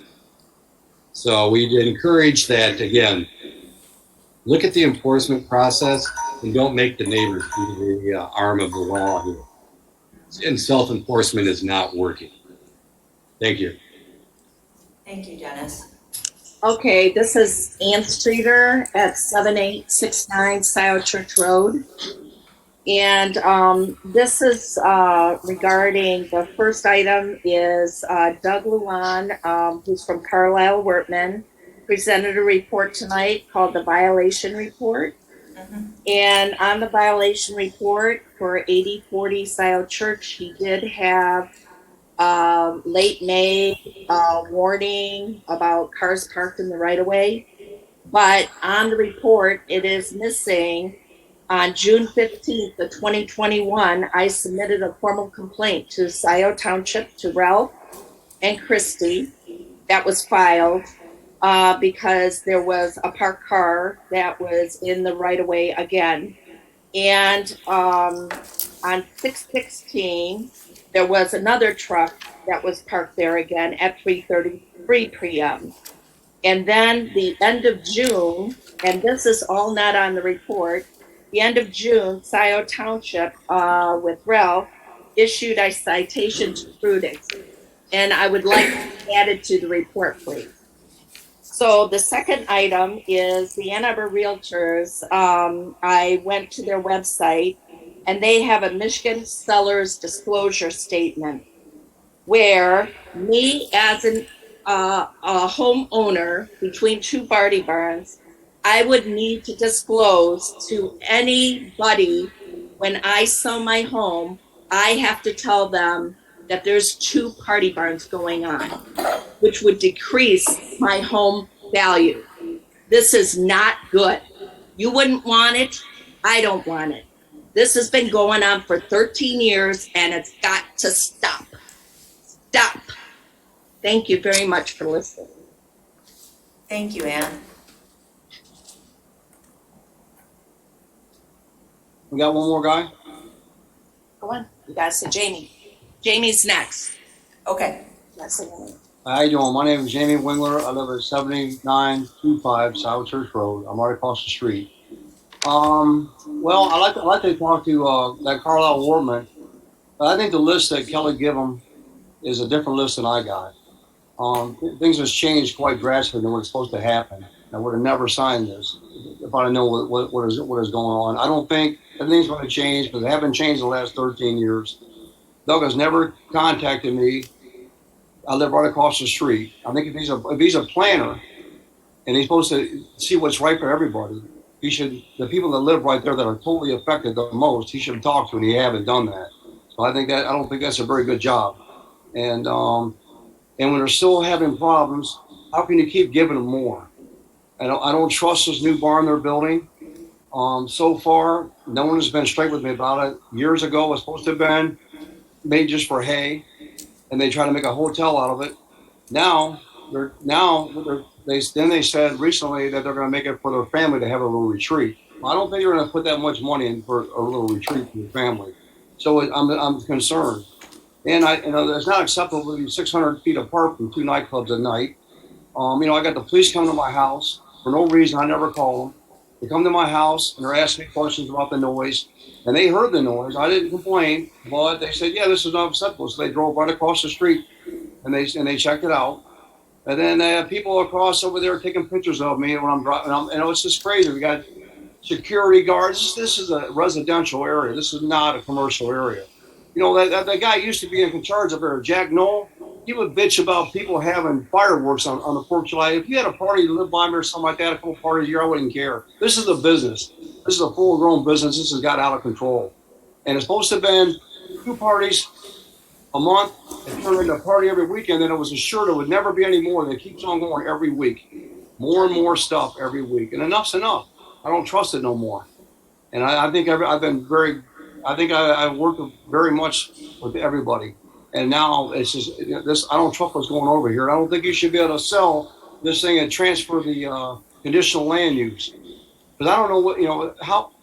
It's just a wrong thing to do. And I talked to Kelly when she first did it. I told her, be careful how much you spend. This isn't supposed to be. It's supposed to be like the barn that was down there at Wagner Road, and nothing has been is what has been told to me, and I'm very upset. It's just got to stop. I hear him at midnight messing around. I got shit to do in my own house. I know you guys got things to do too, but this is crazy, man. This has been a nuisance for 13 years, and you keep on giving them more stuff. I ain't saying shut them down, but if you guys can't do it right, you guys should shut them down. If this is going to keep on happening, you can get rid of this shit. Thank you. Thank you, Jamie. Anyone else on the line there? Okay. Thank you. Moving on to Jillian Carey, followed by Kathleen Brandt. Jillian? Yes, thank you for hanging in all this time. Okay, a couple of things. First, the Sun-Times News. I know we talked about this before, and thank you, Jessica, for getting using the Sun-Times News. But I've looked at the paper version and the online, and I cannot find anything about Scio other than an article. And it looks like we've spent quite a bit of money on them. It would be nice to see what we're paying for. Two, how come we don't have sheriff's reports anymore? When Sergeant Krings was here at my house the other day, I asked him, and he said that Scio has not been utilizing that. We have a contract with them, we're paying for it, let's use it. Number three, let me see. Recently it was said it is the township's job to make improvements. If you've been paying attention, there have been a lot of improvements in the past that are a complete mess. There's residents complaining. Party barns are one example. GFL is huge with all the complaints, and there's we could actually fine them for not upholding the contract. So instead of moving forward with new projects, why not clean up past projects and then add new so we're not overwhelmed? And number 4 here, I have a question for the township attorney. What are the legal consequences when the township does not follow their own resolutions? Thank you. Thank you, Jillian. Next up is Kathleen Brand. After Kathleen, we'll hear from Janet Meadow. Kathleen? Hi, this is Kathleen Brandt, 2534 Roseland Drive. I just want to make some comments about the SAD process. I've heard a lot of comments from residents about that procedure. And I just wanted to point out that you just approved meeting minutes for a special meeting on July 10th. And in that, under unfinished business, Scio Township roads, it states Roy Townsend, Scio resident and former WCRC employee, and Lou Kidder, Scio resident and former chair of Local Roads Committee, provided presentations. So I just want to point out that you approved these minutes, which says that Lou Kidder is a former chair.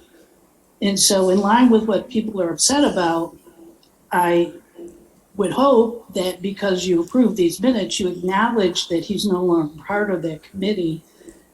He's not the chair, that he wouldn't be involved in these SAD projects that are going forward.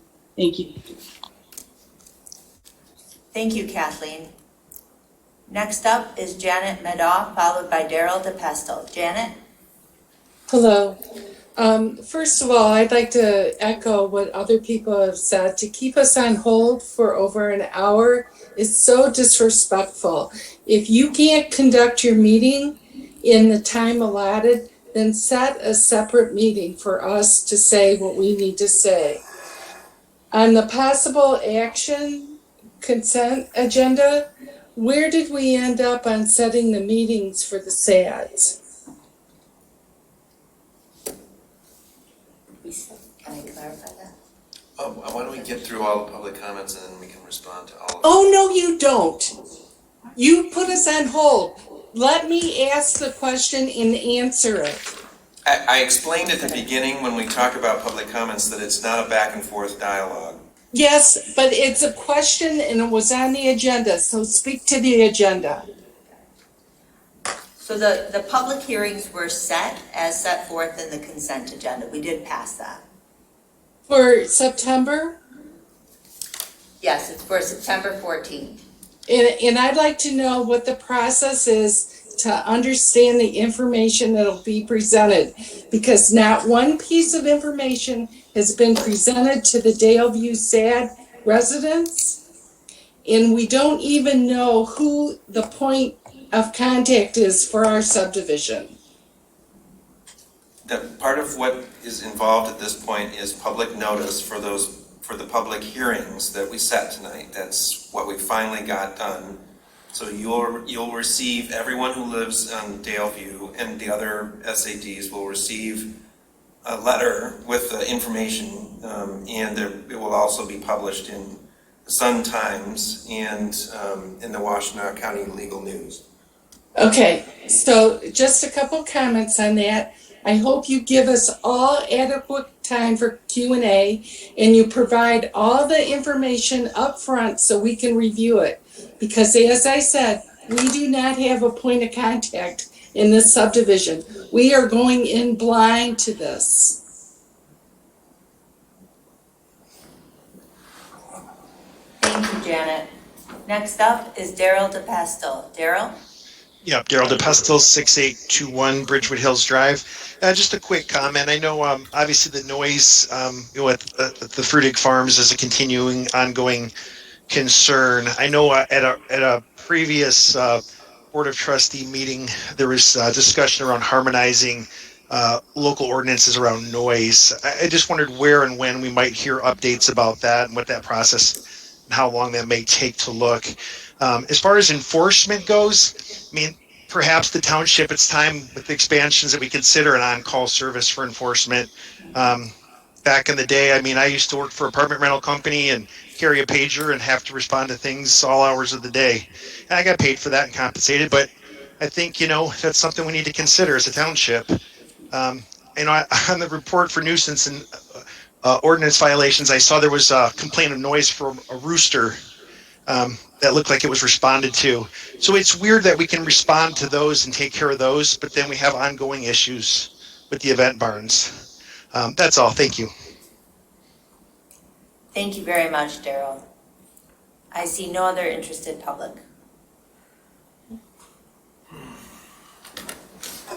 So, Kathy has her hand up. Kathy? I just want to make a comment. I wanted to respond to Daryl DePesto. Daryl, I sent you an email maybe a week to 2 weeks ago asking you some questions about your noise concerns. There is a committee working on modifying our current noise ordinance. We've met twice. We're going to meet again in early September. Everything is still fluid. We haven't come up with anything yet, but we're almost there. And I'd love to talk to you and get your input. Yeah, fantastic. Sorry, I must have missed your email. I'll check and I'll send you a separate email just to make sure we connect. Thank you. And Melanie, I do see your hand just went up, but you've already spoken once during this period.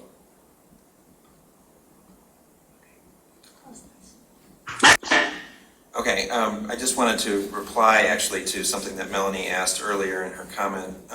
There actually was a public meeting where all of the concept trails, paths were explained and presented to the public. There was public notice for that meeting. It happened a couple of years ago before people evidently in some of these areas became aware of these concept trails or paths, and so it's not that there was never any public notice or any public notification, and nothing is actually a project, I think, that would rise to the level of qualifying under the Michigan Zoning and Enabling Act as requiring notification of adjacent property owners. But if it ever did progress to that point, of course, the township would follow the law. The roads committee, I know a number of people are interested in that, and Trustee Knoll and I have been working on bringing forward or on revising the charge for the committee to reestablish that, and I think we expect to have that ready to bring to our next regular meeting on the 24th. Great. So I don't know what to say about this Google Maps situation, but obviously that's something that we'll look into. I don't know if the township will have any better luck solving this bizarre problem than individual people who've already approached Google, but certainly we don't want to have that information that sort of misrepresenting things and encouraging people to trespass on people's property. With that, is there a motion to adjourn? We have a motion, we have support. Please call the roll. Hathaway? Yes. Palmer? Yes. Flintoff? Yes. Porto? Jerome? Yes. Noel? Yes. Vogel? Yes. Meeting adjourned, 12:08 a.m. Thank you, everybody. Good night.